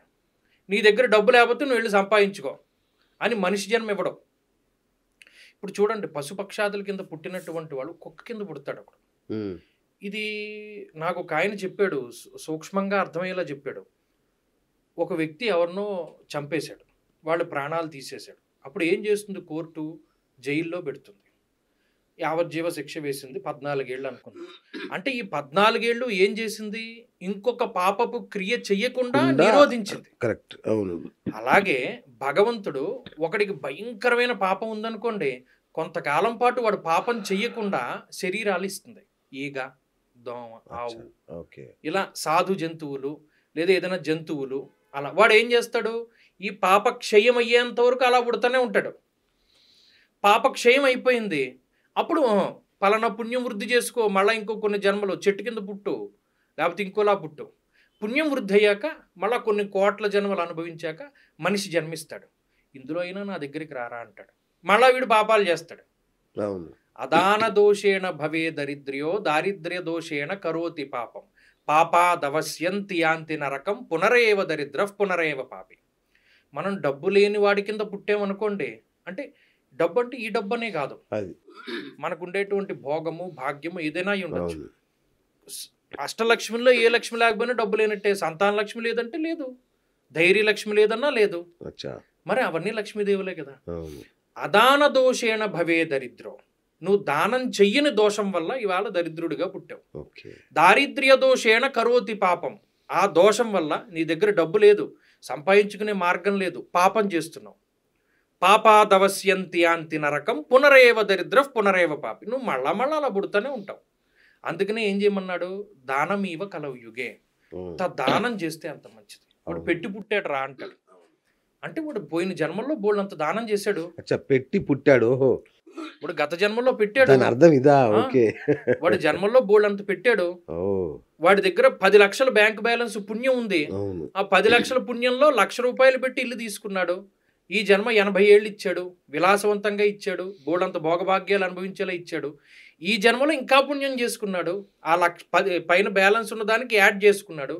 నెక్స్ట్ జన్మలో చక్రవర్తి కింద పుడతాడు, ఆ జన్మలో బోల్డంత పుణ్యం చేశాడు, ఇంకా మళ్ళా పుట్టన అవసరం లేకుండా చేస్తాడు భగవంతుడు. అలా పుణ్యం పెరిగే కొద్దీ ఆ పుణ్యం డబ్బు రూపంలో భగవంతుడు ఒక శరీరాన్ని అద్దెకిస్తాడు. అసలు డబ్బు లేదనుకోండి, లేదు రూపాయి ఉంది, అసలు లేకపోతే వృద్ధి చేసుకో అంటారు. రూపాయే ఉంది, సౌకర్యంగా లేనటువంటి శరీరాన్ని ఇస్తాడు. కొన్ని అవయవాలు ఉంచుతాడు, కొన్ని అవయవాలు తీసేస్తాడు, అస్తవ్యస్తంగా పుట్టనిస్తాడు. అయితే ఇది పుణ్యపాప విచక్షణ. ఒకడికి పుట్టిన తర్వాత కొన్ని అవయవాలు పోతాయి, యాక్సిడెంట్లో పోగొట్టుకుంటారు. ఇలా అంటే భగవంతుడు ఇచ్చినవి పరిపూర్ణంగా ఉన్నాయి అంటే మన పుణ్యము, ఆయన అనుగ్రహం. లేదండి అంటే మనం ఏదో గత జన్మల్లో ఏదో దోషం చేస్తుంటాం. అలాని అవయవాలు లేకుండా పుట్టిన వాళ్ళు అందరూ పాపం చేశారని అనలేదు సుమా. కానీ వాళ్ళ యొక్క పుణ్యపాపాలు, కొంతమందికి వాళ్ళ తల్లిదండ్రులు చేసిన పుణ్యపాపాలు వస్తాయి. అవునా? వీడు నిజంగా పుణ్యవంతుడే, భాగ్యవంతుడే, కానీ తల్లిదండ్రులు చేసిన పూర్వపుణ్యం సరిగ్గా లేక ఎవరి కర్మలకు వారే బాధ్యులు అంటారు కదా, ఇది వర్కౌట్ అవ్వదా ఇట్లా? ఇది చాలా సూక్ష్మమైనది కర్మ సిద్ధాంతం. ఎన్ని వాటితో ముడిపడి ఉంటుందో. రుణానుబంధ రూపేణ పశుపత్ని సుతాలయ, మళ్ళీ అక్కడ నుండి రావాలి. అది ఇది నెవర్ ఎండింగ్ ప్రాసెస్ మీకు. ఇవన్నీ చాలా సూక్ష్మంగా వెళ్లే కొద్దీ ఒకదానికొకటి. అసలు భగవంతుడు ఎంత గొప్పవాడండి, వాడు ఎంత లెక్కలు టాలీ చేసుకుంటేనే కానీ పుట్టనివ్వడు. పుట్టినవాడున్నాడు, ఒక్క క్షణంలో మార్చేస్తాడు. దండి అడిగారు నాయనారని ఒక ఆయన ఉన్నాడు, పరమశివ భక్తుడు, శివుడికి అభిషేకం చేస్తేనే కానీ ఆయన ఏం తినేవాడు కాదు. అలాంటిది కొన్ని మతాల వాళ్ళు ఉన్నప్పుడు శివాభిషేకం ఇలా సుగంధ ద్రవ్యాలతోటి పూర్తి చేస్తేనే కానీ అవ్వదు, అందుకని గంధం దొరకనివ్వకండి, గంధం ఇవ్వద్దు, గంధం నీళ్లతోటి అభిషేకం పూర్తి చేస్తేనే కానీ అభిషేకం పూర్తయినట్టు కాదు, గంధం దొరకనివ్వలేదు. చూశాడు గంధం దొరకలేదు. గంధం అంటే ఏంటి? చెక్క కదా, చెక్క ఇలా అరగదీస్తే ఆ నుజ్జు వస్తుంది, ఆ నుజ్జుతోటి అభిషేకం చేస్తాం కదా. మనం కూడా ఏం చేద్దాం, ఇదిగో ఇదే గంధం చెక్క అరగదీసేస్తాను శివుడికని, ఇలా చర్మం చిట్లిపోయింది, మాంసం పక్కకి వెళ్ళిపోయింది, ఎముక వచ్చేసింది, ఎముక అరిగిపోతుంది, శివుడు వచ్చాడు పరిగెట్టుకుంటూ, ఎంత గొప్ప పని చేసావురా నువ్వు, నా కోసం ఇంత చేసావు కదా, నీకు ఎవడైతే ఇలా చేశాడో గంధం దొరకకుండా చేసినటువంటి వాడు తెల్లారితే నీకు ఇటువంటి పరిస్థితి ఉండదు అని అభయం ఇచ్చి ఆయన వెళ్ళిపోతాడు శివుడు. ఆ రాజు రాత్రి పడుకున్నాడు, తెల్లారు లేవలేదు. మనిషి జీవం ఉంటేనే శివం, లేకపోతే శవం. తీసేశాడు. ఆ ఊర్లో ఆ రాజు అవ్వడానికి ఒక నియమం ఉంది, ఆయనకి సంతానం లేదు. ఈ దండి అడిగారు నాయనారు తర్వాత రోజు నిద్ర లేచి శివాభిషేకం కోసం తిరుగుతున్నాడు. అప్పుడు వాళ్ళకున్న దాని ప్రకారం మరి పిల్లలు లేరు కాబట్టి ఒక ఏనుగుకి మాల ఇచ్చి అది ఎవడ మెళ్ళలో అయితే వేస్తుందో వాడే రాజు అవుతాడు. ఆ ఏనుగు కళ్ళకి గంతలు కట్టేస్తారు. ఆ ఏనుగు సరాసరి దండి అడిగారు నాయనార్ దగ్గరికి వచ్చి 2 కాళ్ళు పైకెత్తి ఒక కాలు కింద వేసి మూపురం పైకి ఎక్కించుకుని మెళ్ళలో దండ వేసింది, వాడే రాజు. ఈ దండి అడిగారు నాయనారు, నాకు అన్ని జలాలతో అభిషేకం వద్దు, నాకు భస్మంతో అభిషేకం చేయమన్నాడు. నాకు కిరీటం వద్దు, రుద్రాక్షల కిరీటం పెట్టమన్నాడు. చేసేయండి అభిషేకాలు ఎక్కడ పడితే అక్కడ శివుడికి అన్నాడు. అంత వైభోగంగా చేశాడు మహానుభావుడు శివుడికి అభిషేకం. పరమేశ్వరుడు తలుచుకుంటే తిప్పగలుగుతాడు. మళ్ళీ అగైన్ కర్మ సిద్ధాంతం నాకు చిన్న డౌట్ వచ్చింది. అంటే జ్యోతిష్య ఫలాల్ని స్వీకరించాలా, కర్మ ఫలాల్ని స్వీకరించాలా? కర్మ ఫలితమే జ్యోతిష్యం. మీకు అర్థం కాలేదు. ఇప్పుడు మనం ఫలానా శరీరాన్ని తీసుకోవాలి అంటే మనకి ఎంతైతే పూర్వపుణ్యం ఉందో దాన్ని బట్టి ఇస్తారు కదా. మరి ఆ గ్రహస్థితి ఉంటేనే వాడు అలా పుడతాడు. ఓకే. ఇప్పుడు మీరు చూడండి, కొంతమంది మహానుభావుల యొక్క జననం జరుగుతుంది. వాళ్ళు పుట్టినప్పుడు గ్రహాలన్నీ కూడా అద్భుతమైనటువంటి స్థానాల్లో ఉంటాయి. అమరికి ఎప్పుడు భగవంతుడు ఇది తప్పనివ్వడు, వైదికం తప్పనివ్వడు, ధర్మం తప్పనివ్వడు. మరి ఆయన మహానుభావుడు ఈయన పుట్టడానికి, ఎవరు రామచంద్రమూర్తి పుట్టడానికి లేదు, మన ఆదిశంకరాచార్యులు పుట్టడానికి గ్రహాలన్నీ కూడా ఆ అమెరికల్లో ఉన్నప్పుడే వాళ్ళ అంశం భూమి మీదకి వస్తుంది. ఇప్పుడు చూడండి, మొన్న షడ్గ్రహ కూటమి వచ్చింది, అవును, అప్పుడు కొంతమంది పుడతారు. ఓకే. సప్తగ్రహ మాలికా యోగం వచ్చింది, అప్పుడు కొంతమంది పుడతారు. గ్రహాలన్నీ ఉచ్చ స్థితిలో ఉన్నప్పుడు ఒకళ్ళు పుడతారు. ఇవి ఈ సమయం ఉన్నప్పుడే వాళ్ళని పంపుతాడు భగవంతుడు. మన కర్మ ప్రారంధమే మన జాతకం. అందుకనే ఈ జాతకంలో ఉండేటువంటి దోషాదులను తొలగించుకోవడానికి భగవంతుడి కాళ్ళు పట్టుకోవాలి అన్నారు. సరే సార్, ఇంకొక డౌట్. సప్తగ్రహ మాలిక, అష్టగ్రహ మాలిక సందర్భంలో ప్రపంచవ్యాప్తంగా కొన్ని కోట్ల జీవరాశులు పుడతాయి, కొన్ని కోట్ల మంది మనుషులు పుడతారు. మరి వారందరి జాతకం ఒకేలా ఎందుకు ఉండదు? ఉండదు, అదే చెప్తున్నాను. ఇప్పుడు పశుపక్షాదులు వేరు, ఓకే, వాటికి సంబంధించినటువంటి నియమం వదిలేద్దాం. అవును, ఆల్మోస్ట్ ఇప్పుడు మీరు గమనించండి, నేను వార ఫలితాలు చెప్తూ ఉంటాను. సింహరాశి వాళ్ళకి ఈ వారం ఇలా ఉంది, కన్యకి ఇలా ఉంది, సిమిలర్ చాలా మందికి ఆ ఫలితాలు అన్వయం అవుతాయి. మీరు చెప్తే నమ్మరు, ఆ వార ఫలితాలు నా 30,000 మంది ఎంతమందో చూస్తారు. ఓకే, వాడు ఖచ్చితంగా కింద కామెంట్ పెడతారు, యాజ్ ఇట్ ఈజ్ ఇలా ఉంది జరిగింది. చాలా మంది దాన్ని లైక్ చేస్తారు. గురువు గారు, ధనురాశి వాళ్ళ పరిస్థితి మారదా మారదా మారదా, ఎన్నో వేల మంది పెడతారు. అంటే వాళ్ళందరికీ ఇదే ఫలితం వెళుతుందా వెళ్ళట్లేదా? వెళుతుంది కదా. ఏలినాటి శని వచ్చినప్పుడు అందరూ ఇలాగే ఇబ్బంది పడ్డారు. గ్రహం బాగున్నప్పుడు, ఒక ఆయన బాగున్నప్పుడు నాకు ఫోన్ చేసాడండి, గురువుగారు మీరు బాగాలేదన్నప్పుడు నాకు బాగాలేదని చెప్పాను, బాగుంది, నాకు ఇలా ఒక పదం వచ్చింది, మీరు బాగుందని చెప్పారు. బాగా లేనప్పుడే జ్యోతిష్యుడి దగ్గరికి, డాక్టర్ల దగ్గరికి వస్తారండి, బాగా అయ్యాక ఎవడు రాడు, కానీ నేను బాగుందని చెప్పడానికి వచ్చానండి. నేను అంతేందుకు మా చైర్మన్ రాజేశ్వరరావు గారు, కొలుగురు రాజేశ్వరరావు గారు, ఆయన కూడా అంతే కదా, ఎప్పుడో చూసి మిమ్మల్ని, ఆయన మీరు చెప్పింది యాజ్ టీజ్గా జరగడం వల్ల ఆయన మీకు వీరాభిమాని అయిపోయారు ఆయన. ఎప్పుడండి 2017లో ఎప్పుడు చెప్పాను. చెప్పారు అది. అవును. అప్పుడు చెప్పిన లైన్ ఆయన మొన్న చెప్పారు. నేనే ఆశ్చర్యపోయాను. చూడండి అసలు కరెక్ట్. మీ ప్రభావం ఎంతుందో చూడండి. అదే భగవంతుడు దయ. మనం ఇంకేం చెప్పు. నేను నిజానికి ఎప్పుడు కూడా చెప్పను. నాకు ఇప్పటికీ కూడా నేను మీలాంటి వాళ్ళ ఇంటర్వ్యూ ఉంది, అమ్మ నాకు ఏమొచ్చని నేను చెప్పడానికి. మీరు అలా అనకండి. నిజం అండి, నిజం. నాకేం రాదు, గురుగారు నాకు వచ్చిందంతా చెప్పేశాను కదా, నాకు ఇంకేం వచ్చని అనుకున్నా. గురుగారు ఒక మాట నేను చెప్తాను. నేను ఇంతవరకు ఎవరిని పొగడను మామూలుగా. ఇన్ని శాస్త్రాలు ఇంత ఔపోసన అంటే శాస్త్రాలు చదవడం వేరు, ఆకలింపు చేసుకోవడం వేరు, ఆవాహన చేసుకోవడం వేరు. మీరు వాటన్నిటినీ చేసుకొని అలవోకగా మీరు ఇలా చెప్తున్నారు చూసారా, ఇలాంటి వ్యక్తిని నేను ఇంతవరకు చూడలే. మీలాంటి వ్యక్తిని భాస్కర్ శర్మ గారు అంటే ఇక నాకు గూస్ బంప్స్. మీ పేరు వింటే అంత గొప్పగా ఉంది మీ శాస్త్ర జ్ఞానం. నిజంగా మీరు నేను ఇప్పటికీ ఒకటే, ఇప్పుడు పొద్దున్న వచ్చేటప్పుడు కూడా అదే చెప్పొచ్చాను. ఇంటర్వ్యూలు అంటే నాకు భయం, నాకు ఏమి రాదు, నాకు వచ్చింది ఏదో చెప్పేశాను, ఇంకా ఆయన ఏమడుగుతాడో నేనేం చెప్తాను. నిజంగా అలాగే అనుకో. మిమ్మల్ని అడగడానికి నా దగ్గర ఒక 1000 ప్రశ్నలు ఉన్నాయి. అంటే మీ దగ్గర అంత ఉంది. అది అంటే శాస్త్రాలని మదించారు సర్లేండి, మళ్ళీ పొగిడితే ఆయుక్షీణం మీకు పొగడం నేను. వండర్ఫుల్ గురుగారు. ఇప్పుడు మీరు వాస్తు నిపుణులు కూడా, మీ వాస్తు అద్భుతం. మీరు ఏకంగా దేవాలయాలకే వాస్తు ఇస్తుంటారు మీరు. అయితే చాలామంది ఇంట్లో బేసిక్ వాస్తు అందరూ పాటిస్తారు మామూలుగా. అయితే ఇంటికి ఎలాంటి రంగులు వాడాలి అనేది ఒకటి ప్రధానమైన. ఎందుకంటే ఈ మధ్య పిచ్చి పిచ్చి కలర్లు ఇంటి నిండా నింపేస్తున్నారు. అసలు ఏ కలర్లు వాడాలి, ఏవి స్థిరమైనవి, ఏది బెటర్? చాలా మంచి ప్రశ్న అడిగారండి. ఎందుకంటే ఇప్పుడు మన ఇల్లు ఎలా కనబడుతోందో దాన్ని బట్టి భావన వస్తుంది పక్కవాడికి. రైట్. ఇప్పుడు ఇంటికి రెడ్ కలర్లో ఎవడో రంగు వేసుకోడు, అలాగే బాగా థిక్ కలర్స్, డార్క్ కలర్స్ ఎవరు వేసుకోరు. ఎంత వాస్తు ఒకడు చెప్తాడు, నాకు అసలు వాస్తు అంటేనే తెలియదు, నేను వాస్తు ఫాలో అవ్వను, నాకు నమ్మకం లేదు. ఆడెవడు నలుపు రంగు వేసుకోడు ఇంటికి. వాస్తు ఫాలో అవ్వని వాడంటూ ఎవడు లేడు. అందరూ ఫాలో అవుతారు. మరి ఏమి వాస్తు ఫాలో ఉన్నప్పుడు చతురస్రాకారంగానే ఇల్లు ఎందుకు కట్టుకున్నావు? మనందరం వాస్తు చతురస్రాకారంగానే కదా. నువ్వు త్రికోణాకారంలో కట్టుకో, దానికి నలుపు రంగు వేయి, దానికి నైరుతిలో బావి పెట్టుకో. నువ్వు అవేం పెట్టట్లేదే, అన్నీ ఫాలో అవుతున్నావు కానీ నువ్వు వాస్తు పాటించట్లేదని పైకి చెప్తున్నావు, పై పేరు. కరెక్ట్. ఇప్పుడు ఈ రంగు అన్నది కూడా చాలా ముఖ్యం, వాళ్ళ జాతకాలను బట్టి. నేను ఎక్కువ మంది ఇది ఈ మధ్య కాలంలో అడుగుతున్నారు, ఇది వరకు ఎవరు అడిగేవారు కాదు. వాళ్ళ జాతకాలని, వాళ్ళ నక్షత్రాలని బట్టి మనం రంగు అనేది ప్రిఫర్ చేసుకోవాలి. ఓకే. కొంతమందికి షేడ్గా ఉండేటువంటి కలర్స్ పడతాయి, డార్క్గా ఉండేటువంటి కలర్స్ మధ్యలో దానికి బార్డర్స్లో వచ్చేటువంటి విధంగా, అది కూడా వాళ్ళ మీద ఏ గ్రహాల తాలూకు ప్రభావం బాగున్నదో దాన్ని బట్టి వేస్తాం. ఓకే. అలాగే కొంతమందికి గ్రే కలర్ పడుతుంది, రాహు ప్రభావం వాళ్ళ మీద ఎక్కువగా ఉండి.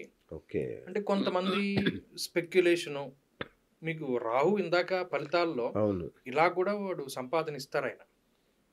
స్పెక్యులేషను, కొంతమంది స్టాక్ మార్కెటింగ్ చేస్తారు, అందులో బుర్ర పని చేస్తూ ఉంటుంది, ఇంకా రకరకాలుగా. ఇవి కొన్ని గ్రే కలర్ వాళ్ళకి ప్రిఫరబుల్. ఓకే. రవి లైట్గా ఉండేటువంటి రెడ్ కలరు, అలాగే థిక్ రెడ్ కానీ ఆరెంజ్ కానీ కొన్ని రకాలైనటువంటి షేడెడ్ మిక్స్డ్ కలర్స్ ఉంటాయి, వాళ్ళకి ప్రిఫర్ చేస్తూ ఉంటాను.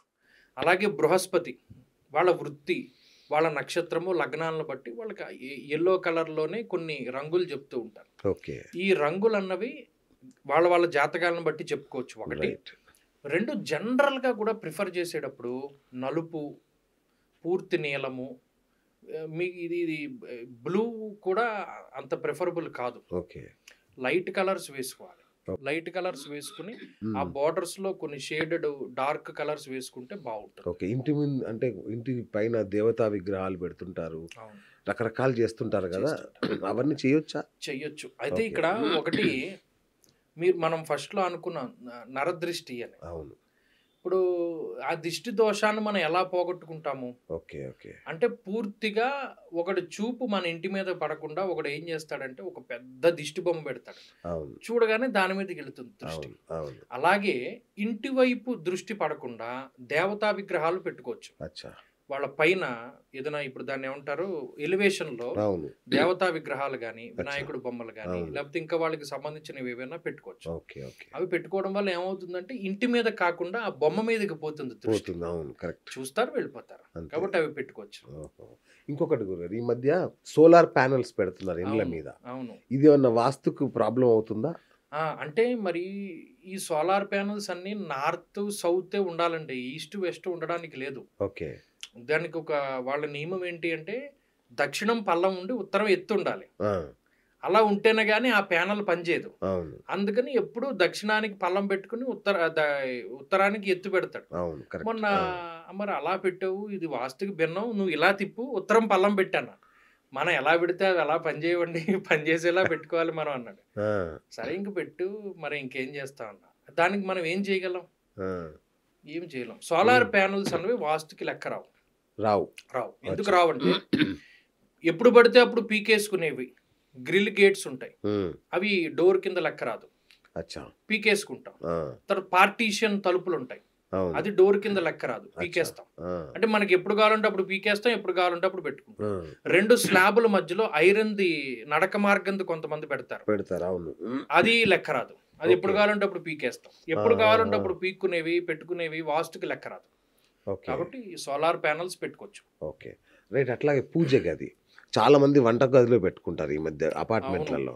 లేదా కొందరు కొంత స్పేస్ క్రియేట్ చేస్తుంటారు. అవును. దానికేమైనా నియమాలున్నాయా? ఎట్లా పెట్టాలి? ఏ దిశగా పెట్టాలి? ఏవండీ ఇప్పుడు మనం ఉన్న కల్చరు మనకున్న అపార్ట్మెంట్ కల్చరే కదా! అవును. ఈశాన్యంలో గుమ్మం పెడుతున్నారు. ఈశాన్యంలో గుమ్మం పెట్టినప్పుడు మరి అక్కడ దేవుడి గది రాదు. ఇంకా ఉన్న ఆల్టర్‌నేటివ్ ఈ ఆగ్నేయంలో వంటగదిలో దేవుడి గది. ఓకే. ఎలా తయారైందంటే మొన్న ఒకాయన ఏదో మాంసం తెచ్చుకొని దేవుడు దాని కిందే పెట్టాడు. అబ్బా! అంటే ఇంక మనం ఇక త ఏం ఆ! చేస్తాము? కరెక్ట్. అందుకని ఇంక మనం వాటి గురించి ఏం చెప్పలేము. ఈ ఆ! ఈ ఈ షింకు పక్కనే దేవుడిది పక్కనే పెడతాం. దేవుడిది పెడతారు. కరెక్ట్. పోనీ అవును. దానికి ఏదైనా ఇలా ఎత్తుగా అటువైపు నీళ్లు పడకుండా పెట్టుకుంటారా? ఏదైనా గ్రానైట్ లాంటిది నీళ్లు పడకుండా ఏర్పాటు చేసుకున్నారనుకోండి, షింక్‌కి కొంచెం హైట్‌గాను. ఆ! ఆ! చేతులు కడుక్కున్నా, ఏం కడుక్కున్నా అంటాడు. ఆ! వీడు ఇలా చేతులు ఇలా అంటాడు. అవును. ఆళ్ళు విదపకూడదు తెలుసా చేతులు ఎప్పుడూను. అవునా? అది దరిద్రపు లక్షణం. ఓడియా! ఆ! కాళ్ళు ఊపుతారు కొంతమంది. అవును. ఇలా కూర్చొని కాళ్ళు ఇలా ఆ! ఊపుతారు. ఆ! ఆ! కొంతమంది చేతులు ఇలా ఊపుతారు. అవును. ఊపకూడదు. ఊపకూడదు దరిద్రపు లక్షణం అని మనవాళ్ళు ఎందుకు చెప్పారు అంటే దీంట్లో ఆయుర్వేదంలో ఒక నియమం ఉంది. ఓకే. కారణంగా ఇలా ఇవన్నీ కూడా వైద్యులు మహానుభావులు వాళ్ళు చూస్తూ ఉంటారు. వాళ్ళకి తెలిసిపోతూ ఉంటుంది. ఈ కాళ్ళు ఊపడం, చేతులు ఊపడం అనుకోకుండా అలా ఊపుతూ ఉండడం అన్నది బ్రెయిన్‌కి చెడు సంకేతాలనిచ్చి ఓహో! చాలా రకాలైనటువంటి జబ్బులకి అది కారణం అవుతుంది. అందుకని పెద్దవాళ్ళు కాళ్ళు ఊపకో అంటారు. అవును. ఊపకూడదు. అవును. ఆ!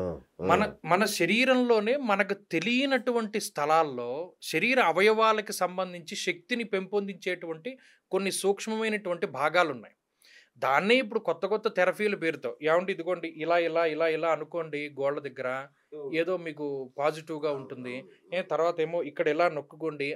ఏదో ఆక్యుపెంక్చర్ ఏదో ప్రెషర్ పాయింట్‌లవి ఉంటాయి. తర్వాతేమో పాదాలు నొక్కుకోండి. అవును. ఇలా ఉంటాయన్న. మరి మన శరీరానికి సంబంధించిన కీ పాయింట్‌లన్నీ ఎక్కడెక్కడ ఉంటాయో తెలుసు. ఓహ్! యోగ విద్య ఉండేదండి ఇదివరకు. ఇప్పుడు విద్యలు లేవండి. తప్పిపోయింది. కరెక్ట్ అండి. అవును. ఏవండీ ఇప్పుడు అనారోగ్యం ఎందుకొస్తోంది?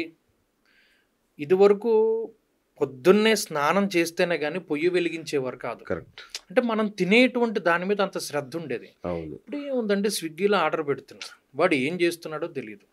నిన్నటిది ఇచ్చాడో, మొన్నటిది ఇచ్చాడో. ఏం కలిపాడు? ఏం ఆయిల్ వాడాడు? మనం ఏమీ తెలీదు మనం మనకి. ఏదో ఊరు వెళ్ళినప్పుడు ఒక ఆయన స్విగ్గీలో ఆర్డర్ పెట్టాడు. మరి ఆయన అపరమేధావేమో ఇలా చూశాడు. నిన్నటి పచ్చడిది అన్నాడు. ఏమండి ఎలా చెప్పారు? నొరగుంది అదిగో అన్నాడు. ఓడియా! అంతా తెలుసుకుంటారేంటండి అన్న. ఆ! అంటే మనుషులతో తిరిగితే ఎన్ని అబ్బుతాయో చూడండి. కరెక్ట్. అవును. అలా ఉంటారు కొంతమంది మేధావులు ఉంటారు. ఆ! మరి ఇప్పుడున్న కాలంలో ఒరిజినల్‌గా ఇదివరకు ఎందుకు ఆరోగ్యంగా ఉండేవారు? చక్కగా పొద్దున్న సూర్యోదయాతో పూర్వం లేచేవారు. దీపం పెట్టుకునేవారు. ఇల్లు చక్కబెట్టుకుని స్నానం చేసిన తర్వాత పొయ్యి వెలిగించేవారు. అప్పుడు వంట చేసుకునేవారు. ఇప్పుడు అలా కాదుగా. పళ్ళు తోముకోకుండానే అన్నీ కానిచ్చేస్తున్నారు. అవును. అన్నీ వండేసి బాక్సుల్లో పెట్టాక వెళ్తుంది ఆవిడ స్నానం వెళ్తున్నా. చేయడానికి. కరెక్ట్ అండి. అవును. ఇంకా వాడు ఏం బాగుపడతాడండి? ఇంకొక మాట కూడా ఉంది. అప్పుడే వండినటువంటి అన్నము శ్రేష్టము. అన్నం వండి 3 గంటలు, 4 గంటలు అయిపోయిన తర్వాత దాన్ని తినడం సకల రోగాలకి కారణం. మళ్ళా ఈ నియమం చెద్దన్నానికి వర్తించదు. రాత్రిపూట వండింది పగలు తినడానికి వర్తించదు. పగటిపూట పొద్దున్న 8ంటికి వండింది 1 గంటకి తినడానికి పనికిరాదు. బాబోయ్, మరి ఎక్కడ లంచ్ బాక్స్లు అన్నీ అత్యంత ప్రమాదకరాలు. అవును, మరి మనం అందుకనే కదా ఆరోగ్యం పాడైపోయి ఉన్నాము, అందరం పాడైపోయాం కదా. అప్పటికప్పుడు అన్నం, అప్పటికప్పుడు వండిందే శ్రేష్టం. ఆ శక్తి ఎలా వెళుతుందో లోపలికి, అన్నం తినడం అనేటువంటిది ఒక యజ్ఞంతో సమానం. ఆ యజ్ఞానికి మామూలుగా ముందు అవపోసన పడతారు, పరిశేషణం ఇవన్నీ కూడా చేసిన తర్వాత అన్నాన్ని లోపలికి తీసుకునేటప్పుడు ఆ జఠరాగ్ని రూపంలో ఉన్నటువంటి శివుడు ఆ పచనం చేయగలిగేటువంటి శక్తినిచ్చి దాన్ని శరీర భాగాలకి పంపుతాడు. అయిపోయిన తర్వాత రౌరవే అపుణ్యనిలయ పద్మార్బుద నివాసనాం అర్ధనాం ఉదకం దత్తం అక్షయముపతిష్టతి మంత్రం ఎంత గొప్పగా చెప్పాడండి. పూర్వీకులు రౌరవే అపుణ్యనిలయే, ఎవరైతే ఇలా రౌరవ నరకాల్లో ఉన్నారో, పుణ్యం చేయకుండా పాపపు స్థానాల్లో ఉన్నారో, అర్ధనాం ఉదకం దత్తం అక్షయం ఉపతిష్టతి, ఈ మిగిలిపోయిన తాలూకు ఈ ఉదకం వాళ్ళకి వెళ్ళి వాళ్ళని పుణ్యలోకాలకి తీసుకెళ్ళుగాక. అంత గొప్ప ధర్మంలో పుట్టాము. ఇంకొకటి గురించి, అన్నం తినే ముందురా కొంత అన్నం కలిపి పక్కన పెడతారు. దానికి ఏం శాస్త్రీయమైన కారణం ఏమీ లేదండి. ఒక్కొక్కళ్ళది, కొంతమంది ఇంకొకరిని చూసి అలవాటు చేసుకుంటారు. అంతేనా? ఒకడు ఉంటాడు, వాడు అన్నీ తీసుకుని లేచి గోడమే పెడతాడు. ఏమన్నా మా పితృదేవతల కంటే కాకి రూపంలో వచ్చి తింటారు వాళ్ళు అని. అలా ఎక్కడ ఉంది? లేదు. కొంతమంది ఆచారాలు, కొంతమంది ఇప్పుడు మనం ఉన్నాం ఈ మధ్యకాలంలో చాలామంది మెళ్ళో కరుంగలి మాల అని వేసుకుంటారు. కరుంగలి మాల అది ఎక్కడుంది? మనకి ఆంధ్రాలో ఎక్కడుంది? మన ఆంధ్రప్రదేశ్లో దుర్ముహూర్తము వర్జ్యాలనే నమ్ముతాం, రాహుకాలాలని యమగండాలని మనం పట్టించుకోం, ఫాలో అవ్వం. వాళ్ళు రాహుకాలం పట్టుకుంటారు, ద్రవిడ దేశం వాళ్ళు, దక్షిణ దేశం వాళ్ళు, ఎవరు చెన్నై వాళ్ళు. కరుంగలి మాల అంటే అది శమీ వృక్షం కదా. శమీ వృక్షానికి అధిదేవత ఎవరు? శనేశ్వరుడు కదా. ఇది పోయి ఈ శనేశ్వరుడికి సంబంధించిన మాల మెళ్ళ వేసుకుంటున్నాడే వీడు. పైగా దీనికి నరదృష్టి తగలకుండా ఉంటుందని ఓ పేరు పెట్టాడు. ఒకడికి సెట్ అయింది, అందరికీ సెట్ కాదు. మీకు అర్థమైందా? ఇప్పుడు శమీ వృక్షం జోలికి మనం ఎప్పుడు వెళతామండి? శమయుతే పాపం శమి శత్రు వినాశని అర్జునస్య ధనుర్ధారి రామస్య ప్రియదర్శని. వాళ్ళు, ఈ అర్జునుడు, పాండవులు మొదలైన వాళ్ళందరూ కూడా వాళ్ళ ఆయుధాలన్నీ శమీ వృక్షం మీద దాచుకున్నారు.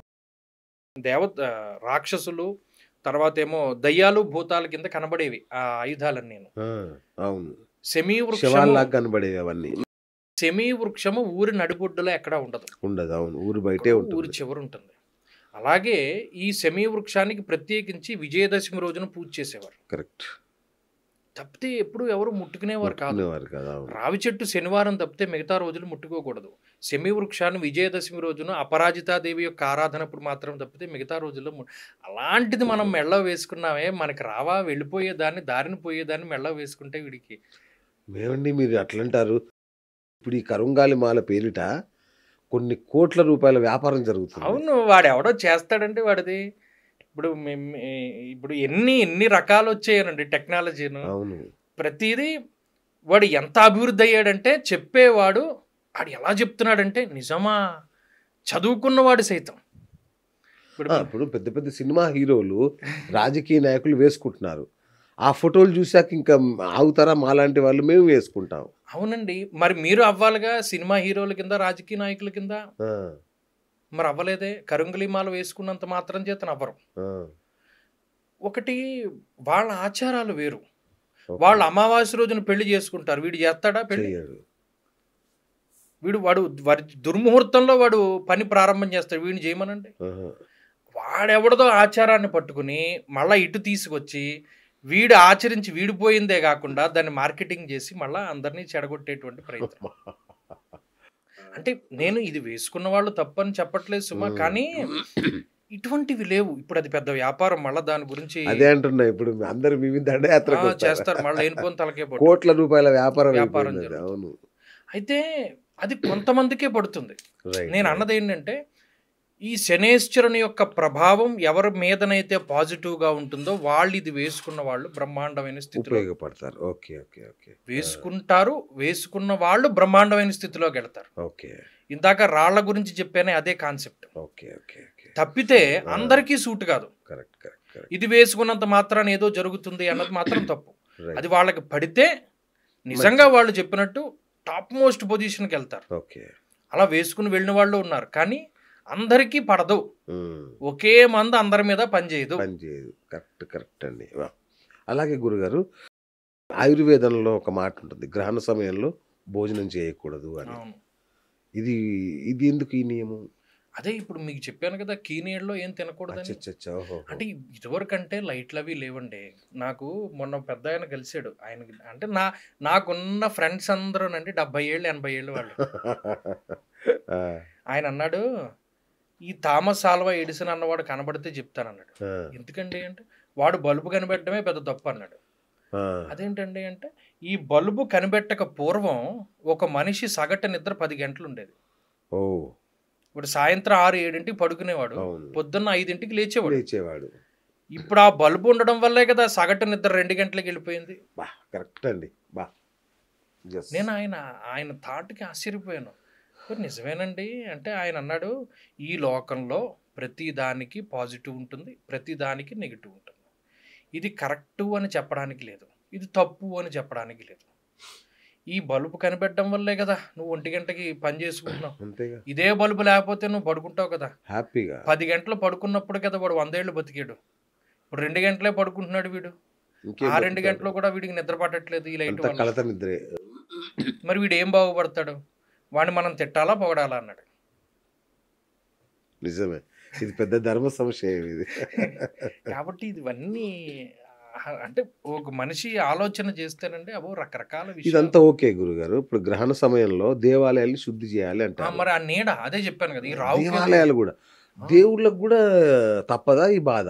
అంటే ఆగమ నియమాలు కొన్ని ఉంటాయి. ఓకే. శౌచము, లేకపోతేనేమో శుచి, శుభ్రత, ఇటువంటివి కొన్ని ఉంటాయి. ఈ సూర్యుడు చంద్రుడు అనేటువంటి వాళ్లే కదా ప్రత్యక్షమైన దేవతలు. శక్తి రావాలి అంటే వాళ్ళ మీద నుండే వస్తుంది. అవును. ఒక కరెంట్ షాక్ కొట్టింది అనుకోండి, అది మనం తప్పు కింద భావిస్తాం. అవును. కానీ నిజానికి ఆ సప్లై వెళ్ళబట్టే కదా అక్కడ లైట్ వెలుగుతుంది. అవును. అది మనం పీకేయడం వల్లే, మనం పట్టుకోవడం వల్ల మనకు కరెంట్ షాక్ తగిలింది. అలాగే ఈ ఈ పైన పెట్టిన కలశాలు అవి శక్తిని లాక్కుంటాయి. ఓకే. అది పాజిటివా నెగిటివా ఆ లోపల చదివేటువంటి మంత్రాలను బట్టి ఉంటుంది.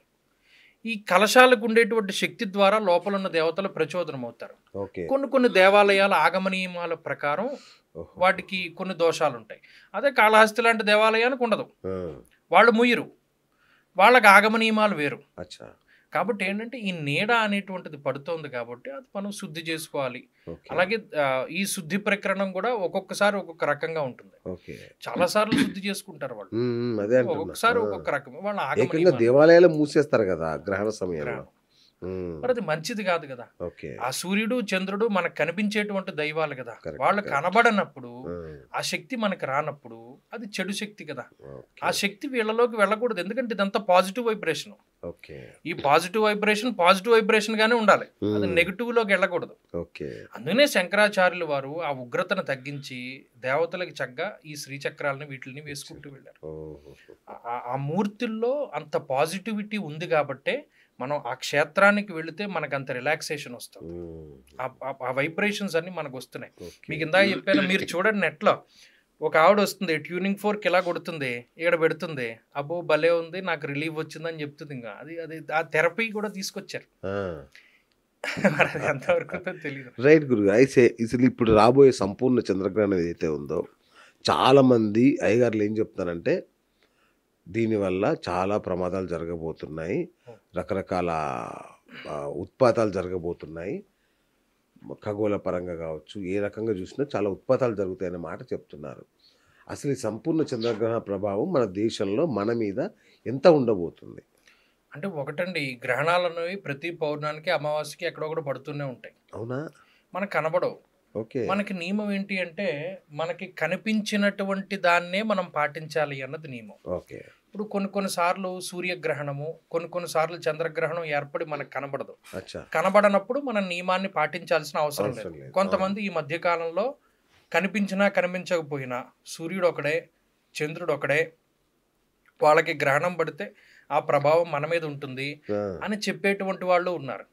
కానీ మన ధర్మశాస్త్రాల్లో ఏముందో అది చూసుకోవాలి. మన ధర్మశాస్త్రంలో నిక్కచ్చిగా ఓ మాట చెప్పాడు, ఆ గ్రహణం నీకు కనబడుతుందా నువ్వు పాటించు, నీకు కనబడకపోతే నువ్వు పాటించాల్సిన అవసరం లేదు, ఎందుకంటే నువ్వు ఆ ఫేజ్లో లేవు. అది కాబట్టి ఇక్కడ ఆ గ్రహణం మనకు కనబడితేనే ఫలితం. ఇప్పుడు సూర్యగ్రహణం వస్తుంది అన్నారు, అది మనకు కనబడదు. చంద్రుడిది మాత్రం గ్రహణం కనబడుతుంది. కనబడినప్పుడు ఏం చేయాలి? అది ఈ రాశిలో పడుతుంది, కుంభం, శతభిషం, పూర్వభాద్ర సంధిలో గ్రహణం పడుతుంది. ఆ పడ్డప్పుడు ఆ కుంభరాశి వాళ్ళు గ్రహణాన్ని చూడకూడదు. కుంభరాశి వాళ్ళు మాత్రం గ్రహణాన్ని చూడకూడదు. ఇది ఏ రాశుల వారి మీద చెడు ప్రభావాన్ని చూపెడుతుంది? చెప్పండి. కుంభము, మీనము, వృశ్చికము, కర్కాటకము, ఈ 4 రాశుల వాళ్ళకి ఇది వ్యతిరేకమైనటువంటి ఫలితాన్ని ఇస్తుంది. కొన్ని రాశులకి యోగాన్ని ఇస్తుంది. మేషము, మేషరాశి వారికి ఇది విపరీతమైన యోగాన్ని ఇస్తుంది. అలాగే కన్యా రాశి వారికి కూడా విశేషమైనటువంటి యోగాన్ని ఇది ప్రసాదిస్తుంది. అలాగే వృషభము ఈ రాశి వారికి మంచిది. తర్వాత ధనస్సు. ఈ 4 రాశుల వారికి ఈ గ్రహణం పట్టిన 6 నెలల వరకు చాలా యోగం కింద ఆ కాలం ఉంటుంది. మేషం, వృషభం, కన్య, ధనస్సు. మిగతా 4 రాశులు ఏవైతే ఉన్నాయో మిథునం, సింహం, వృశ్చికం, ఇవి మిగతా రాశులు ఏవైతే ఉన్నాయో మకరం, మధ్యస్థమైనటువంటి ఫలితం. ఈ గ్రహణాలకి ఏంటంటే పట్టు కొంత మనకి శివపురాణాంతర్గతంగా విద్యేశ్వర సంహిత అని దాంట్లో ఒక భాగంలో అత్యంత పుణ్యమైనటువంటి కాలాల్లో గ్రహణ కాలం కూడా చెప్పారు. అవునా? ఆ సమయంలో ఉపాసనకి సంబంధించి వాళ్ళు ఏదైనా మంత్రానుష్ఠానం ఉంటే చేసుకోవచ్చును, లేదా ఏదైనా మంత్రం తీసుకోవాలి అన్న ఆ టైంలో తీసుకోవచ్చును. అది చాలా బాగా పనిచేస్తుంది, సాధకులకు ఉపయోగపడేటువంటి కాలము అని చెప్పారు. కాబట్టి వారు ఆ సమయంలో పట్టు విడుపు టైంలో ముందు వెనక స్నానం చేసి ఆ గ్రహణం పట్టినటువంటి కాలంలో ఎవరైతే ఈ జపాన్ని చేసుకుంటారో అది కూడా 1000 రెట్లు ఫలితాన్ని ఇస్తుంది. స్నానానికి ఏంటి ఫలితం? ఆ గ్రహణం తాలూకు ఫలితం పోతుంది. చెడు ఫలితం ఉంటే పోతుంది. మరి అంతే కదండి, ఏదైనా అశౌచ్యం వచ్చినప్పుడు వెంటనే మనం స్నానం చేస్తే శుద్ధి కొంతమందికి. అలాగే ఈ గ్రహణం తాలూకు ఇది కూడా పోతుంది. పోయి అప్పుడు ఈ గ్రహణానికి సంబంధించినటువంటి ఏవే గ్రహాలు ఉన్నాయంటే రాహుగ్రస్త చంద్రగ్రహణం కాబట్టి ఒక కేజింపావు మినపప్పులు కానీ మినుములు కానీ, అలాగే ఈ చంద్రుడికి సంబంధించిన బియ్యం కానీ, ఈ పళ్ళు, లేకపోతే దానికి సంబంధించినటువంటి చిన్న వెండిది చంద్రబింబము, సర్పాకృతి కలిగినటువంటిది, ఇవి దానం ఇస్తే మంచిది. వెండి ఎందుకు ఇవ్వాలండి? చాలా కాస్ట్లీ కదా, ఏ వెండి కాకపోతే పుచ్చుకోరా అని అడుగుతాడు ఒకడు ఉంటాడు ఇలాంటి. చంద్రుడికి సంబంధించినటువంటి దాన్ని ఏమంటారు, ఆ ధాతు వెండి. రాహువుకి సంబంధించినటువంటిది రాగి. అందుకని ఈ మినుములు రాగి పాత్రలో కానీ రాగి చెంబులో కానీ వేసి దానిపైన బియ్యం ఉంచి దానిపైన చిన్న చంద్రబింబము, సర్పము, ఇవి బాగా చిన్నవైనా ఇవ్వచ్చును. మన ఇప్పుడు నిజంగా ప్యూర్ వెండి ఇచ్చేవాళ్ళు కూడా దానంలో ఎవరు ఉండరు, ఎవరో మహానుభావులు ఇస్తారు. ఇవ్వచ్చు, ఇస్తే ఆ దోషం పోతుంది. అట్లాగే ఉల్కాపాతాలు గురుగారు, వాటికి అవి కూడా అరిష్టం అని చెప్తుంటారు చాలా వరకు. అవును. మరి మనమేమో మామూలుగా చూస్తుంటాం ఆస్ట్రాయిడ్స్, ఉల్కలు అన్నీ కాదండి, అందులో కొన్ని ఉంటాయి. ఇప్పుడు నిన్నగాక మొన్న నాకు మేము ప్రతిరోజు పొద్దున్నే స్నానం చేసి సంధ్యావందనం చేసే ముందు ఓ 2 నక్షత్రాలు పైనోటి కిందోటి కనబడేవి. 4 రోజులు అలా కనబడ్డాక పక్కన కనబడేవి, మళ్ళీ పైకి కిందకి మారే. నాకు ఇదేంటిది, వీటిని ఏదైనా మనం తెలియాలని నాకు తెలిసిన ప్లానటరీ సొసైటీ ఆయనకి ఫోటో తీసి పంపాను. ఏమంటే గురువు గారు మీలాంటి వాళ్ళే గుర్తుపట్టకపోతే ఎలాగా అంటే వాళ్ళిద్దరు గురు శుక్రులు అండి అన్నాడు. కొన్ని నక్షత్రాల ఆకృతిలో కనబడతాయి, కొన్ని ఉల్కాపాతాలు అవి జరిగినప్పుడు అండి ఏ దిక్కులో కనబడింది, అన్ని దిక్కుల్లోనూ ప్రమాదం కాదు, ఏ దిక్కులో అది కనబడి. ఇప్పుడు చంద్రుడు ఉన్నారు, ఉత్తర శృంగం దక్షిణ శృంగం అని 2 ఉంటాయి. అంటే ఇలా ఉంటాడు కదా ఆయన, ఉత్తరం వైపు ఒక కోణం, దక్షిణం వైపు ఒక కోణం ఉంటుంది. దక్షిణ శృంగం పెరిగింది అనుకోండి ఎప్పుడైనాను అరిష్టం వస్తుందని అర్థం. ఉత్తర శృంగం పెరిగింది అనుకోండి మంచిది. అసలు ఇది వరకు దాన్ని బట్టి పంటలు వేసుకునేవారు. బాబు చాలా నాలెడ్జ్ ఉండేదండి ఇది వరకు. ఇప్పుడు నిజం అండి, ఇంకోటి కూడా విన్నాను నేను, గతంలో పండగలు అనేవి ఋతువులను బట్టి వచ్చేవంట. ఇప్పుడేమో ఈ నక్షత్రాలు వీటిని బట్టి తిథులను బట్టి వస్తున్నాయి. ఎందుకు ఈ మార్పు? లేదు, అన్నీ ఒకటే. ఇప్పుడు వసంత నవరాత్రులు అన్నాము, వసంత నవరాత్రులు అంటే అది ఋతువుని బట్టే. భాద్రపద శుద్ధ చవితి, భాద్రపద మాసం వర్ష ఋతువు, చవితి తిథి బట్టి పండగ. అలాగే ఆశ్వీజ నవరాత్రులు అంటారు, ఆశ్వీజ మాసాన్ని బట్టి వచ్చినవే కదా. తర్వాత ఏమో మాఘమాసంలో మళ్ళా వస్తుంది నవరాత్రులు. ఇక్కడ ప్రతి మాసం అంటే ప్రకృతి మారేటువంటి ప్రతిసారి అమ్మవారి నవరాత్రులు వస్తాయి. అచ్చా, ఓకే. గ్రీష్మ ఋతువు వారాహి నవరాత్రులు, వసంత ఋతువు వసంత నవరాత్రులు, శరద్ ఋతువు శరన్నవరాత్రులు, మాఘమాసంలో శ్యామల నవరాత్రులు. ఎప్పుడెప్పుడు వాతావరణం మారుతుందో అప్పుడు అమ్మవారివి నవరాత్రులు వస్తాయి. ఆవిడ ప్రకృతి స్వరూపిణి, అందులో అంత ఆంతర్యం ఉంటుంది. అట్లాగే గురుగారు, ఈ గ్రహణాలకు సంబంధించి పురాణాల్లో కానీ రామాయణ మహాభారతంలో కానీ వీటి ఫలితాలకు సంబంధించిన దృష్టాంతాలు ఉన్నాయా? బోల్డ్ అని ఉంటాయండి. అవునా? ఉంటాయి, ఎందుకుంటో ఇప్పుడు ఎందుకంటే ఇప్పుడు సునామీలకి వాటికి కూడా గ్రహణాలు కారణం అయ్యాయి అని చెప్పి కొంతమంది రాస్తూ ఉంటారు. ఓకే. కానీ ప్రతి గ్రహణము కాదు నేను చెప్పేది అది. ఇప్పుడు అంత ఎందుకంటే మనం 2020-21 సంవత్సరాలు చూసుకున్నాం అనుకోండి, కరోనా టైము 2020 సంవత్సరంలో మకర రాశిలో గ్రహణాలు సంభవించాయి సూర్యుడికి. మకర రాశిలో అదే మకరంలో సూర్యుడు ఉన్నప్పుడు పరివేషలు సంభవించాయి, సూర్యుడి చుట్టూ వృత్తాకార వలయం. తర్వాత మళ్ళా మిథున్ రాశిలో గ్రహణాలు సంభవించాయి. అప్పుడు రాహుకేతువులు అందులో ఉండేవారు. మరి అది దోషమే కదా.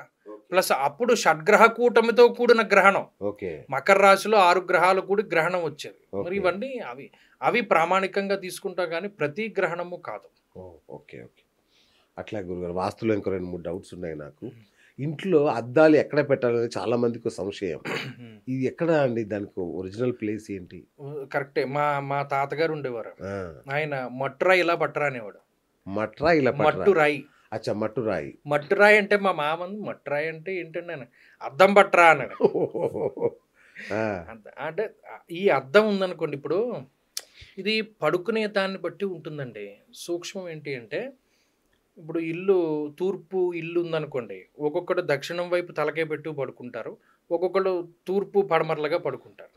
ఎప్పుడైనా నియమం ఏంటి అంటే లేవగానే అద్దం చూడకూడదు. అచ్చా, ఓకే. లేవగానే అద్దం చూడకూడదు. ఎవడైతే లేవగానే అద్దం చూసుకుంటాడో అది ప్రమాదం. కల్లో కూడా అద్దం చూసుకున్నట్టు కల వస్తే కూడా ప్రమాదం. ఇవన్నీ ఉంటాయి చాలా. విశ్వనాథీయ స్వప్న శాస్త్రం అని ఆయన పెద్ద శాస్త్రమే రాశాడు. దాంట్లో ఇలా ఈ కళ వస్తే ఏంటి, పాములు కల్లోకి వస్తే ఏంటి, పిల్లులు కల్లోకి వస్తే ఏంటి, కొండమించి పడిపోతున్నట్టు కళ వస్తే ఏంటి, అన్నిటికీ విశ్వనాథీయ స్వప్న శాస్త్రం అని. అంటే నాకు అది ఒకటి తెలుసు, నేను అలా ఈ అద్దాన్ని చూడకూడదు. అందుకని బెడ్రూముల్లో అద్దాలు పెట్టుకునే వాళ్ళు మీ తలకి వెనక పక్క అద్దాన్ని పెట్టుకోండి, తలకి వెనక పక్కన. అలా అని దక్షిణం గోడకో లేకపోతే ఉత్తరం గోడకో కాకుండా తూర్పు పడమరలుగా ఉండేలా చూసుకోండి. ఓహో, ఓకే. తూర్పు పడమరల దిక్కులో అద్దాలు ఉండొచ్చు. తూర్పు పడమర, ఓకే. కానీ లేవగానే అద్దం చూడకూడదు, ఇది ప్రధానమైన నియమం. ఓహో. ఇంకొకటి నాకు ఒక డౌట్ గురుగారు, నూతన వధూవరులు ఇంట్లోకి వచ్చినప్పుడు, కొత్త ఇంట్లోకి వచ్చినప్పుడు బియ్యం తన్నిపిస్తారు. అవును. కొన్ని దగ్గర పాలు తన్నిపిస్తుంటారు. దాని వెనుక ఏంటి ఆచారం? అంటే ఇది ఉత్తరాదిలో ఉండేటువంటి ఆచారం అండి, మనకి లేదు. అంటే శుభం జరిగింది, ఇప్పుడు ఆ అమ్మాయి రాగానే ధాన్యం ఇలా తన్నుతుంది అంటే ఆ ఇంట్లోకి ధాన్యం వచ్చినట్టు ఆ అమ్మాయితో పాటు. ఆ అమ్మాయి పాలు తన్నింది, ఆ పాలు అంటే శుభ సంకేతం, పాలు వచ్చాయి ఆమెతో పాటు. అది ఉత్తరాదిని ఉంటుంది ఆచారం, మన వాళ్ళకి లేదు. ఇప్పుడు ఈ మన వాళ్ళని ఇంపోర్ట్ ఒకానొక సమయంలో మనం అందరికీ అన్ని చెప్పినటువంటి మనమే ఇంపోర్ట్ చేసుకుంటాం, వాళ్ళకి అది ఆచారం. మొన్న ఒక ఆయన నన్ను ఒక ప్రశ్న అడిగాడు, మొన్న ఇవాళ ఇది కదా, మొన్న అమావాస్యకి పోలాంబ అమావాస్య అని పేరు, కందపిలక మొక్క పెట్టి పూజ చేసుకుంటారు. ఎందుకండి కందపిలకే పెట్టి చేసుకుంటారు అడిగాడు ఆయన. నేను సరే వీడియో చేద్దాం, దీని మీద ఎవరైనా చెప్దామేమో అనుకున్నాను. ఒక ఆమె వరంగల్ నుండి రిప్లై పెట్టింది, ఏమంటే మేము కంద మొక్క దొరకకపోతే వరి మొక్క పెట్టుకుంటాం, వరి మొక్కకు కూడా పూజ చేస్తాం, దాని ఆంతర్యం కూడా చెప్పగలరు అని పెట్టింది. ఇంకో కొత్త విషయం. అప్పుడు చెప్పాడు ఇలా, ఇంకో విషయం మీరు గమనించేలో మన సైడు అమ్మాయికి ఒడిగట్టు బియ్యం అని కడతారు, దాంట్లో కూడా కంద పిల్లకి పెడతారు. ఎందుకు కందే పెడతారండి? ఇంకొక మాట కూడా, అదే ఎవడో వీడు కంద దానం ఇచ్చాడురా, అందుకని పిల్లలు వీడి మాట వింటున్నారు. పిల్లల మాట వినడం ఎంత అదృష్టమో తెలుసా అండి? అవునండి, నిజమే. కలియుగంలో 6 రకాలైనటువంటి విషయాలు చెప్పాడు. అర్ధాగమో నిత్యమరోగతాచ, ప్రియాచ భార్య ప్రియవాదితాచ, వశ్యస్య పుత్రో అర్ధకరీచ విద్య, షడ్జీవలోకేషు సుఖాని రాజన్న. ఈ 6 ఎవరి దగ్గర అయితే ఉంటాయో వాడే సుఖవంతుడు, మిగతా వాళ్ళకి సుఖం లేదని అర్థం. అర్ధాగమో, ప్రతి నెల జీతం రావాలి. నిత్యమరోగతాచ, నిత్యం రోగం లేకుండా ఉండాలి. ప్రియాచ భార్య ప్రియవాదితాచ, వాడి భార్య వాడితోటి ప్రియంగా మాట్లాడాలి. ఇది అసాధ్యం. ప్రియవాదితాచ, ఒకవేళ వాదన వేసినా ప్రియంగా వాదించాలి. వశ్యస్య పుత్రో, వాళ్ళకి కలిగిన సంతానం పితృవాక్య పరిపాలకులై ఉండాలి. అర్ధకరీచ విద్య, నెల నెలా వచ్చే సంపాదన పోతే వీడికి అర్ధకరీచ విద్య చేతిలో ఉండాలి. అంటే ఏదో ఒక స్టడీ వీడి దగ్గర స్కిల్ ఉండాలి. స్కిల్ రూపేణా వాడు సంపాదించుకునేలా ఉండాలి. ఇలా ఉన్నవాడే లోకంలో సుఖవంతుడురా, మిగతా వాళ్ళు ఎవరు సుఖవంతులు కాదు అని అన్నాడు. భార్య ప్రియంగా పలకడానికి ఏమన్నా మంత్రాలు ఏమన్నా ఉపదేశిస్తారా? అది పెద్ద టాపిక్. ప్రపంచంలో ఉన్న ప్రతి భర్తకున్న అతిపెద్ద కష్టం అది. ఇది వీళ్ళే అదృష్టవంతులు, సుఖవంతులు. కందదానం ఇచ్చాడరా వీడి పిల్లలు, వీడి మాట విన్నారంటారు. ఈ కందకి ఒక రకమైనటువంటి ఇది ఉంది, పిలకలు వస్తాయి. కందకి ఎక్కువ పిలకలు వస్తాయి. ఈ కంద ఒడిగట్టు బియ్యంలో కట్టినప్పుడు ఇబ్బడి ముబ్బడిగా సంతానం అభివృద్ధి చెందుతుంది ఈ అమ్మాయికి అన్న సంకేతంగా. అలాగే ఈ కంద మొక్క పెడతారు, ఈ కందకి పిలకలు ఎక్కువ కదా, అలాగే పిల్లలు బాగుండాలని ఆ వ్రతం చేస్తారు, పోలాంబ వ్రతం. కంద మొక్క దొరకకపోతే వరి మొక్క పెడతారు. వరికి ఒక రకమైనటువంటి లక్షణం ఉంటుంది, దానిలోంచి బోల్డ్ అని బీజాలు అంకురంగా వచ్చి ఉంటాయి. అది దానికి లక్షణం. అందుకని ఈ రెండు మొక్కలు పెడతారు. మీకు అర్థమైందా? అందుకని ఈ కంద మొక్క పెట్టినా లేకపోతే ఇంకో పెట్టినా ఈ పూజల యొక్క ఫలితం అది. ఇవన్నీ కూడా మన వాళ్ళు శాస్త్రీయంగానే చేస్తారు. ఏం చేసినా మన యొక్క పురాణాలు, శాస్త్రం వెనక అంత విపరీతమైనటువంటి ఇది ఉంటుంది. ఆ పోలాంబ వ్రతానికి అంత శక్తి. గురుగారు 2 గంటలు దాటిపోయింది మీతో మాట్లాడుతుంటే, 2 నిమిషాల్లాగా ఉంది. మనం ఇంతవరకు అది కొంచెం రెస్ట్ కూడా తీసుకోలేదు. నాకు మళ్ళీ చూస్తుంటే అయ్యో వదిలిపెట్టాలని లేదు. అయితే చివరిగా చెప్పండి, ఇంకా ఏం చేస్తాను, మళ్ళీ ఒకసారి పట్టుకుంటాను మిమ్మల్ని. ఇప్పుడు గ్రహణాలు రాబోతున్నాయి, చంద్రగ్రహణం అయితే వస్తుంది. అయితే ఈ గ్రహణ ప్రభావాల గురించి చాలామంది తెలియదు, ఎట్లా ఉంటుంది ఏంటో కూడా తెలియదు. అయితే సాధారణంగా గ్రహణం రోజున ప్రతి ఒక్కరూ తెలిసినా తెలియకపోయినా, గ్రహణం చూసినా చూడకపోయినా, స్నానం చేసినా చేయకపోయినా, ఏం జరిగినా, అన్నం తిన్నా తినకపోయినా, ఆ గ్రహణ ప్రభావం మన మీద లేకుండా ఉండడానికి ఆచరించాల్సిన ఏమన్నా సాధారణ పరిష్కారాలు ఏమైనా ఉన్నాయా? ఉన్నాయి. అది ఇందాక నేను చెప్పినట్టు ఈ 4 రాశుల వాళ్ళు, మీనము, కుంభము, అలాగే వృశ్చికము, అదేవిధంగా కర్కాటకం, ఈ 4 రాశుల వాళ్ళు ఈ గ్రహణానికి ఖచ్చితంగా పట్టు విడుపు స్నానం చేయండి. దానివల్ల కొంత దోషం పోతుంది. రాగి చెంబులో మినపప్పు లేకపోతే బియ్యము, ఈ చంద్రబింబము, అలాగే ఒక చిన్న సర్పపు ప్రతిమ సంకల్పం చెప్పి దానం చేయండి. విడుపు స్నానం అయిన తర్వాత రోజు దానం చేయవచ్చు. చేసిన తర్వాత ఈ గ్రహణం తాలూకు ఫలితం కొంత తగ్గుతుంది. గ్రహణ సమయంలో మెలకుగా ఉంటే అనుష్ఠానం చేసుకోండి, లేకపోతే కదలకుండా ఉండండి. కదలకుండా ఉండాలని నియమం కూడా ఏమీ లేదు. ఒక గర్భిణీ స్త్రీలు మాత్రం ఇది కొంచెం జాగ్రత్తగా ఉండి ఆ కిరణాలు అవి పడకుండా చూస్తే చాలు. అంటే టీవీలో కూడా చూడకూడదు అనేటువంటి నియమం లేదు, చూడొచ్చు. జనరల్గా ఎందుకు చూడొద్దు అన్నారంటే, చూడాలంటే బయటికి వెళ్ళాలి, బయటికి వెళ్ళినప్పుడు ఆ కిరణాలు వీరి మీద పడతాయి కాబట్టి అందుకని చూడొద్దు అన్నారు. తప్పితే టీవీలో చూడొచ్చు, మనకంతా చూడకపోయినా పెద్ద పోయేదేమీ లేదు. కాబట్టి ఇది జనరల్గా ఈ 4 రాశుల వాళ్ళే కొంత జాగ్రత్తగా ఉంటే సరిపోతుంది. అలాగే ఈ గ్రహణానికి సంబంధించినటువంటి ఇది పూర్వభాద్ర, అలాగే ఈ శతభిష నక్షత్రంలో పడుతోంది కాబట్టి సుబ్రహ్మణ్యేశ్వర స్వామి ఆరాధన చేస్తే మంచిది. ఈ టైంలో కొంతమంది ఋగ్వేదాంతర్గతమైనటువంటి సూక్తాలు కొన్ని చదువుతారు. సర్ప సూక్తం అని, అమ్మవారిని ఆరాధించేటువంటి వాళ్ళు దుర్గా సూక్తం అని, లేదా ఏదైనా రుద్రపార, ఏదో వాళ్ళకు ఉండే మంత్రానుష్ఠానం ఏదున్నా చేసుకోవచ్చు. సో ఇవి చేసుకుంటే మంచిది, గ్రహణ ప్రభావం ఏమీ ఉండదు. ఇంకొకటి గురుగారు, మీరు మామూలుగా మోడీ జాతకం గురించి మీరు చెప్పిన వీడియో ఎంత వైరల్ అయిందో మీరు చూసారు. అసలు మామూలుగా మీరు రాజకీయ నాయకుల జోలికి వెళ్ళారు. ఏంటి దానికంటే నిజాన్ని చెప్పాలంటే, అంటే ఈ ప్రశ్న మిమ్మల్ని ఎప్పటి నుంచి అడగాలనుకున్నాను. అసలు జ్యోతిష్యం వర్ధిల్లుతుంది అంటే దానికి ప్రధాన కారణం ఎవరయ్యా అంటే అత్యంత ధనవంతులు లేదా ఈ దేశాన్ని నడిపే రాజకీయ నాయకులు. ఓకే, మీరు చెప్పే మాటలు, మీరు ఇచ్చే సందేశమే వాళ్ళు దాన్ని ఆచరణ రూపంలోకి తీసుకొస్తారు. మీరు ఏం చెప్తే అది. సో జ్యోతిష్యుల ప్రభావం రాజకీయ నాయకులు, ఈ దేశాన్ని నడిపే రాజకీయ నాయకులు, సంపన్నుల మీద అంతగా ఉంటుంది. అలాంటప్పుడు వాళ్ళ గురించి చెప్పడానికి మీరు ఎందుకు సంకోచిస్తారు? మీరు మిగతా జ్యోతిష్యులు చెప్పేదాని వల్ల వచ్చిన ప్రభావం ఏంటి? లేదండి. ఇప్పుడు ఒకరి జాతకం మనం కూలంకుషంగా మాట్లాడాలి అంటే ఫస్ట్ వాళ్ళ అనుమతి కావాలి. ఓకే. ఇప్పుడు మీ జాతకం చూడమని నాకు చెప్పారు. నేను చూసాను. నాకు చాలా సినిమా వాళ్ళు తెలుసు.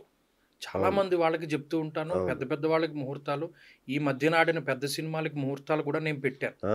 కానీ ఈనాడు దీనికి ముహూర్తం నేను పెట్టాను అని నేను చెప్పలేదు. చెప్పలేదు. ఆ అవును. గౌరవం నా మీద ఉంది కాబట్టి వాళ్ళు మళ్ళా నా దగ్గరికొస్తారు. ఓకే. ఓకే. నేను వీళ్ళు నా దగ్గరకొచ్చారు అని పబ్లిసిటీ చేసుకొని, ఓకే. వీళ్ళు నా దగ్గరకొచ్చారు కాబట్టి మీరు నా దగ్గరికి రావాలి అనేటువంటి ఆకాంక్ష నాకు లేదు. ఓకే. నమ్మకం ఉంటే వస్తాడు. రైట్. చెప్తాను. అవును. నమ్మకం లేపోతే మనం ఏమీ చేయలేం. అవును. ఇది నమ్మకం మీద వెళ్ళేటువంటి విద్య. ఓకే. అంతే నేను పలానా వాళ్ళకి చెప్పాను కాబట్టి, వాళ్ళకి చెప్పాను కాబట్టి నా దగ్గర అందరూ ఇలా సినిమా వాళ్ళు లేపోతే రాజకీయ నాయకులు ఉన్నారు కాబట్టి మీరు కూడా నా దగ్గరికి రావాలి అనేటువంటి ఇది నాకు లేదు. ఒకటి. హ్మ్. 2 నన్ను నమ్మి నా దగ్గరకొచ్చి జాతకం చెప్పించుకున్న వాడి జాతకాన్ని నేను బహిర్గతం చెయ్యను. అచ్చచ్చచ్చ! ఓకే. చెయ్యకూడదు. అది ధర్మం. మీరు నా దగ్గరకొచ్చి జాతకం చెప్పించుకున్నారు. ఏవండీ పలానా ఇది చేయండి. మీరు అద్భుతమైన పొజిషన్‌లోకెళ్తారని నేను చెప్పాను. నేను చెప్పినంత మాత్రం చేతన మీరు వెళ్లారు అని అనుకుంటే అది నా మూర్ఖత్వం అవుతుంది. ఓకే. మీకు వెళ్ళే యోగం ఉంది. నేనేదో నాకు తోచిన సలహా చెప్పాను. సో, వెళ్తున్నారు కాబట్టి మీరు వెళ్తారు అని చెప్పారంతే. చెప్పాను. తప్పితే నేను చెప్పడం వల్ల మీరు వెళ్ళలేదు. ఓకే. ఎప్పుడైతే నేను చెప్పడం వల్ల మీరు వెళ్ళారన్న అహంకారం నాకొచ్చిందో పతనమే అక్కడ ఇంకేం ఉండదు. ఆ!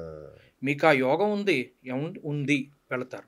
దానికి నేను ఏదైనా సహకరిస్తాను. అంటే కొంత తొందరగా అది జరగడానికి, లేదో అది ఆలస్యం అవుతుంది కాబట్టి దీనికి ఏమన్నా పోవడానికి నేను ఇది చెప్తానండి అని నేను ఏదైనా సహకరించాలి. అంటే రాజు జాతకం కూడా చెప్పరా మీరు? చెప్పకూడదండి. రాజు జాతకం కూడా. చెప్పకూడదు. అంటే నేను ఎందుకు అడిగాను అంటే ఉదాహరణకండి ఆంధ్రప్రదేశ్‌లో జగన్, చంద్రబాబు అనుకోండి. తెలంగాణలో రేవంత్ రెడ్డి, కేసీఆర్ అనుకోండి.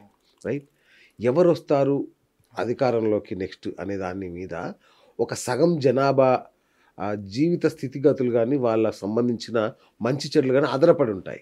ఇంత ఇంపార్టెంట్ విషయాన్ని కూడా మీరెందుకు చెప్పకూడదు? చెప్పకూడదండి. ఎందుకంటే అదే చెప్తున్నాను. ఈ ఈ రాజకీయం అన్న దానికి జ్యోతిష్యాన్ని ఎలా ముడిపెడతారు? ఓకే. చాలా కష్టం. హ్మ్. ఓ రాజు జాతకం ఉంది. ఆయనది ఎంత బలంగా ఉంది, బలహీనంగా ఉంది. అతను మన దగ్గరికి వచ్చినప్పుడు చూస్తాం. ఇప్పుడు మీరు పూర్వం యుద్ధాలు ఎలా జరిగేవంటే ఒకడి దగ్గర గజబలం ఉన్నా లేకపోయినా రోజుకిన్ని విస్తరలు పట్టుకెళ్ళి గోడ అవతల విసిరేసేవారు. అంటే ఏంటి? అయ్య బాబు ఏంటి ఇన్ని ఏనుగులు ఉన్నాయా వీళ్ళ దగ్గర అని వాడు భయపడిపోయి వీడి మీద యుద్ధానికి వచ్చేవాడు కాదు. నిజానికి వాడు ధైర్య సాహసే లక్ష్మి అని వీడి దగ్గరికి యుద్ధానికి వస్తే వీడి పరిస్థితి ఏమీ లేదు. వీడికి లౌక్యం ఒక్కొక్కడిని ఒక్కొక్కటి కాపాడుతూ ఉంటుంది. మీకు అర్థమైందా? ఆ జాతక బలం అనేది రాజు మీద అన్ని వేళలా పనిచేయదు. ఇప్పుడు ఏదో ఉంటుంది బలం. వాడి లౌకికమైన తెలివితేటలో వాడి దైవ బలమో ఏదో ఒకటి పనిచేస్తూ ఉంటుంది. దాని ప్రభావం చేత వాడు రాజు అవుతాడు. తప్పితే నేనేదో చేసిన యాగం వల్లో, పూజ వల్లో, ఏదో సలహా వల్లో, జాతకం వల్లో, ముహూర్తం వల్లో వీడు రాజు అయ్యాడు అని నేను చెప్పడానికి ఉండదు. అలా అవ్వనే అవ్వరు. మీకు అర్థమైందా? అద్భుతం జరిగేటప్పుడు ఎవడూ గుర్తించడం. జరిగిన తర్వాత గుర్తించాల్సిన అవసరం ఉండదు. పెద్దవాళ్ళు ఉత్తనే అవ్వరు కదండి. ఎంత గొప్పగా చెప్పాడు ఆ మాట ఆయన త్రివిక్రమ్ గారు. ఆ కాన్సెప్ట్ నాది. మీ దగ్గరికి రావాలి అంటే నువ్వే నేరుగా ఎవడి ప్రమేయంలా చెప్తా. నేను పలానా వాడికి చెప్పాను, పలానా వాళ్ళకి ఇందరికి చెప్పాను కాబట్టి నువ్వు నా దగ్గరికి రావాలి అనుకోవడం నా మూర్ఖత్వం. మరి అంటే పంచాంగం అదే కదండి. అది వేరు. జరగబోయేది చెప్తారు కదా. అది వేరు. అవును, ఇండివిజువల్ జాతకాలు చెప్పమని ఎక్కడా లేదు. అది దేశకాలమాన పరిస్థితులు. నేను ప్రతి సంవత్సరం రాస్తూ ఉంటాను. దాంట్లో ఏం రాస్తాం? వీళ్ళు నవనాయకులు, దేశ కాలమాన పరిస్థితులు ఇలా ఉన్నాయి. మేము మొన్న ఫిబ్రవరిలోనో మార్చిలోనో 5 శనివారాలు 5 మంగళవారాలు వచ్చేయండి. ఈ 5 శనివారాలు 5 మంగళవారాలు రాకూడదు. దీనివల్ల భూకంపాలు, సునామీలు లేకపోతేనేమో ఏవోటి ప్రకృతి వైపరీత్యాలు ఉంటాయని చెప్పాం. మీరు గమనించారు అక్కడ థాయిలాండ్ లేకపోతే మిగతా ప్రాంతాలు, మన ఉత్తరాదిలో చాలా ప్రాంతాల్లో భూకంపం వచ్చింది. ఆఖరికి విజయవాడలో కూడా వచ్చాం. అవి చెప్తాం. అవి ముఖ్యం. కానీ రాజకీయ నాయకులు చెప్పడానికి నాకు అధికారం ఏముంది? మిగతా వాళ్ళకి మరి వాళ్ళకు ఉండే జ్ఞానం గొప్పదై ఉండొచ్చు. ఇప్పుడు నేను ఎలా చెప్పగలుగుతాను పబ్లిక్ గా? మీరు ఎలాగూ తెగట్లేదు. మీరు ఎంత ట్రై చేసినా తెగట్లేదు. లేదండి. Okay sir. అయితే మీరు మీ స్పెషాలిటీ జపాలు కదండి. మీరు జపాలు బాగా చేపిస్తారు. నాకు ఇప్పటికీ అర్థం కావట్లేదు ఏంటంటే, నాకేదో సమస్య వచ్చింది, ఎక్కడో ఒక అయ్యగారు కూర్చొని లేదంటే ఒక 10 మంది అయ్యగారులు కూర్చొని జపం చేస్తే నాకు మేలు జరుగుతుందని చెప్తున్నారు. ఏంటి అసలు ఈ జపతపాల ప్రభావం ఎలా ఉంటుంది? లేదు, ఇప్పుడు దీనికి చాలా ఈజీ కాన్సెప్ట్ చెప్తాను. చాలా ఈజీ కాన్సెప్ట్. మీరు ఓకే. అడిగిన ప్రశ్నకి సమాధానం. మీరు అమెరికాలో ఉన్నారు. మీ పేరు మీద ఇక్కడ 10 ఎకరాల భూమి ఉంది. అవును. అమెరికాలో ఉన్న మీరు ఇండియాకి రాలేరు. కానీ 10 ఎకరాల భూమి తెల్లారితే అమ్మేయాలి, డబ్బులు కావాలి. అవును. అమెరికాలో ఇల్లు కొనుక్కుంటున్నారు. అప్పుడు అవును. మీరు ఏం చేస్తారు? పవర్ ఆఫ్ పట్టా రాస్తారు. ఇగో నా బదులు పలానా భాస్కర్ గారు సంతకం పెడతాడు, ఆయనకి నేను పూర్తి హక్కులు ఇచ్చాను, ఆయన అమ్మేస్తే నేను అమ్మేసినట్టే, ఆయన సంతకానికి ఆ పవర్ ఉందని ఉమ్. మీరు రాతపూర్వకంగానో లేదో ఒకటి మీరు ఇస్తారు. ఇచ్చావు. ఇక్కడ మంత్రాల్లో కూడా ఏం చెప్తారంటే, అన్యోన్య బ్రాహ్మణ సహాయేన ఆచరిత అధిదేవత ప్రత్యధి దేవతా సహిత బుధగ్రహ జపం కరిష్యే. నాకు మంత్రం రాదు కాబట్టి, లేదా నేను చదువుకోలేను కాబట్టి, అన్యోన్య బ్రాహ్మణ సహాయేన వాళ్ళకు వచ్చి వాళ్ళు చదువుతారన్న నమ్మకంతో నేను వాళ్ళకి ఇదిగో పవర్ ఆఫ్ పట్టా ఇస్తున్నాను. వాళ్ళు అంటారు, అస్మదర్థం భవంతః కుర్వంతు తోస్మి కరిష్యామి యథా జ్ఞానతః. నేను జ్ఞానంతో ఉండి నేను ఇతను చెప్పిన పని చేస్తానని స్వీకరిస్తున్నాను అని చెప్పి మంత్రార్థంలో చెప్తాడు. అప్పుడు ఇతను పవర్ ఆఫ్ పట్టా ఇచ్చేసాడు, వీళ్ళు చేస్తారు. ఈ చేసిన తాలూకు జపం ఉంటుంది, ఎన్ని వేలో జపం ఉంటుంది. అన్ని వేల జపం కంప్లీట్ అయిన తర్వాత ఆ జపం తాలూకు పవర్ అంతా కూడా కొంత తీర్థం రూపంలోనూ ప్రసాదం రూపంలోనూ నిక్షిప్తం చేసి ఇస్తారు. అది పనిచేస్తుంది. ఇది 100% ప్రూవ్ అయిన ఫ్యాక్ట్. ఇప్పుడు చాలా మందిలో, అంటే నేను మాట్లాడకూడదు కానీ, ఈ జపాలు చేసే వాళ్ళలో కూడా కొంత లోపం ఉండడం. ఇప్పుడు మేము ఉన్నాం అనుకోండి, మా ఆధ్వర్యంలో జపం జరిగింది అనుకోండి, మేదో పలానా దేవాలయంలో చేసుకుని, నువ్వు ఫస్ట్ సెల్ ఫోన్ కట్టేయి. అది అన్ని అనర్థాలకి హేతువైన ఫోన్ కట్టేసి ఇదిగో నీకు 100కి 200 ఇస్తాను, నువ్వు జపం పైకి చెయ్యి. సమగ్నిరగ్నివిస్కరశ్చనస్తవ సూర్య సంవాత వాత్పరపసన మంత్రం పైకి చదువు, కొంచెమైనా పైకి వినబడేలా చదువుపోతుంది, మొత్తం పైకి చదువు. అలా చదువుతూ చేస్తూ ఉంటేనే ఫలిస్తుంది. ఒకడేమో సెల్ ఫోన్ పాముకునేవాడు ఒకడు, ఓ పువ్వు ఇచ్చి కొట్టుకునేవాడు ఒకడు, వెకిలి నవ్వులు నవ్వుకునేవాడు ఒకడు. ఎగ్జాక్ట్లీ. దానివల్ల ఫలితం ఏముంటుంది? దానివల్ల మన గౌరవం కూడా పోతుంది, ఉన్న నమ్మకం పోతుంది. నేను మా సైడు ఎక్కువ అదే ప్రిఫర్ చేస్తాను. నేను ఒక యాగం చేసినా, ఒక యజ్ఞం చేసినా, వాడిని అలా కూర్చోబెట్టి ఆ యజమాని ఎదురుగుండా కూర్చోబెట్టి చేయి. ఇది మన గౌరవం మీద ఉంటుంది, మన నమ్మకం మీద కూడా ఆధారపడి ఉంటుంది. అంతే కదా. అవును. మరి వాళ్ళ మీరు చెప్తే నమ్మరు, ఆమె కూడా చూస్తూ ఉంటారు నా వీడియోలు. ఇందులో వీడియోలన్నీ ఆవిడ మీ ఫేవరెట్. ఆవిడ అమెరికాకి పంపింది ఒక పిల్లాడిని, వాళ్ళ పిల్లాడు చిన్న కుర్రాడు. ఇప్పుడు వెళ్ళిన 2వ రోజు నుండి నేను భయం వేస్తుంది, వచ్చేస్తానన్నాడు. ఆవిడ గురువుగారండి ఇలా భయం అంటున్నాడండి, ఏం చేయాలంటే, అమ్మ ఈ మంత్రం చెప్దాము, ఇక్కడ మేము చేయిస్తాం, ఆయనకి ఆ ప్రసాదం అది పంపండి అని చెప్పి ఇవాళ పొద్దున్న జపం చేసాం. వాళ్ళకి అది రాత్రి కదా అమెరికా వాళ్ళకి. ఇప్పుడు తెల్లారి పొద్దున్నే లేచి, నేను రాత్రి నాకు ఒకడు పరిచయం అయ్యాడు, నా తోడుగా ఉంటాన్నాడు, నేను ఇంక రానులే ఉంటానన్నాడు. ఆస్ట్రేలియాలో ఉన్నవాడికి ఇక్కడ జపం చేసాం, పొద్దున్న చేసాం జపం, మధ్యాహ్నానికి వాడికి ఉద్యోగం వచ్చింది. ఇవన్నీ లైవ్ ఎగ్జాంపుల్స్, వాళ్ళందరూ ఈ వీడియో చూస్తారు, వాళ్ళందరికీ తెలుసును, అందుకనే ధైర్యంగా చెప్పగలం. మీరందరూ కామెంట్లు పెట్టండి, మిగతా వాళ్ళకి కొంచెం ధైర్యం వస్తుంది. అంటే మనం అది ఉంది, దాన్ని కాపాడారు కాబట్టి. మళ్ళీ చివరికి ఇంకొకటి వెలిగింది ఇప్పుడే. అమెరికా కాలమానం వేరు, మన భారతీయ కాలమానం వేరు కదా. మరి ఈ ముహూర్తాల దోషాలు ఏం రావా? అంటే అక్కడ ఒక రోజు తేడా లేట్ అవుతుంది కదా. అవును, అక్కడికే పెడతాను ముహూర్తం నేను. పెడతారా? అంటే ఎలా అంటే, ఇప్పుడు కొంతమంది అక్కడ పిల్లాడు పుట్టాడు అనుకోండి, ఇండియా టైంలో మార్చి చెప్తారు, అది చేయకూడదు, అక్కడి టైంలోకి వేసుకోవాలి. ముహూర్తం పెట్టాలి. పొద్దున్నే వాళ్ళ అబ్బాయి ఆస్ట్రేలియాలో ఇల్లు కొనుక్కున్నాడంటే ముహూర్తం పెట్టాలన్నారు. అక్టోబర్ 2వ తారీఖు దశమి ఏకాదశులు కలిపి వచ్చాయి. ధనుర్లగ్నానికి గృహప్రవేశానికి ముహూర్తం పెట్టాను, వాళ్ళ టైమే. వాళ్ళ టైం పెట్టారు, డైరెక్ట్గా అది పెట్టుకోవచ్చు. నా కడుపులో ఇంకా చాలా ఉన్నాయి గురుగారు. మా కెమెరామన్లు చాలా సీరియస్ అవుతున్నారు నా మీద. సో ఈసారికి మిమ్మల్ని వదిలేస్తున్నాను. ఇంకా చాలా ఉన్నాయండి, జ్యోతిష్యపరమైన, వాస్తుపరమైన చాలా సందేహాలు ఉన్నాయి. మరొక్కసారి అవకాశం ఇస్తే మళ్ళీ అవి చేసుకుందాం మనం. థ్యాంక్ యూ గురుగారు, థ్యాంక్ యూ అండి. సో చూసారు కదా, జ్ఞాన తృష్టి అయితే తీరలేదు, మీకు తీరి ఉండదని నేను అనుకుంటున్నాను. ఇలాంటి మరిన్ని విశిష్టమైన ఇంటర్వ్యూలు ఫణిభాస్కర్ శర్మ గారితో మళ్ళీ చేద్దాం. అంతవరకు సెలవు. నేను మీ బిఎస్ సైనింగ్ ఆఫ్.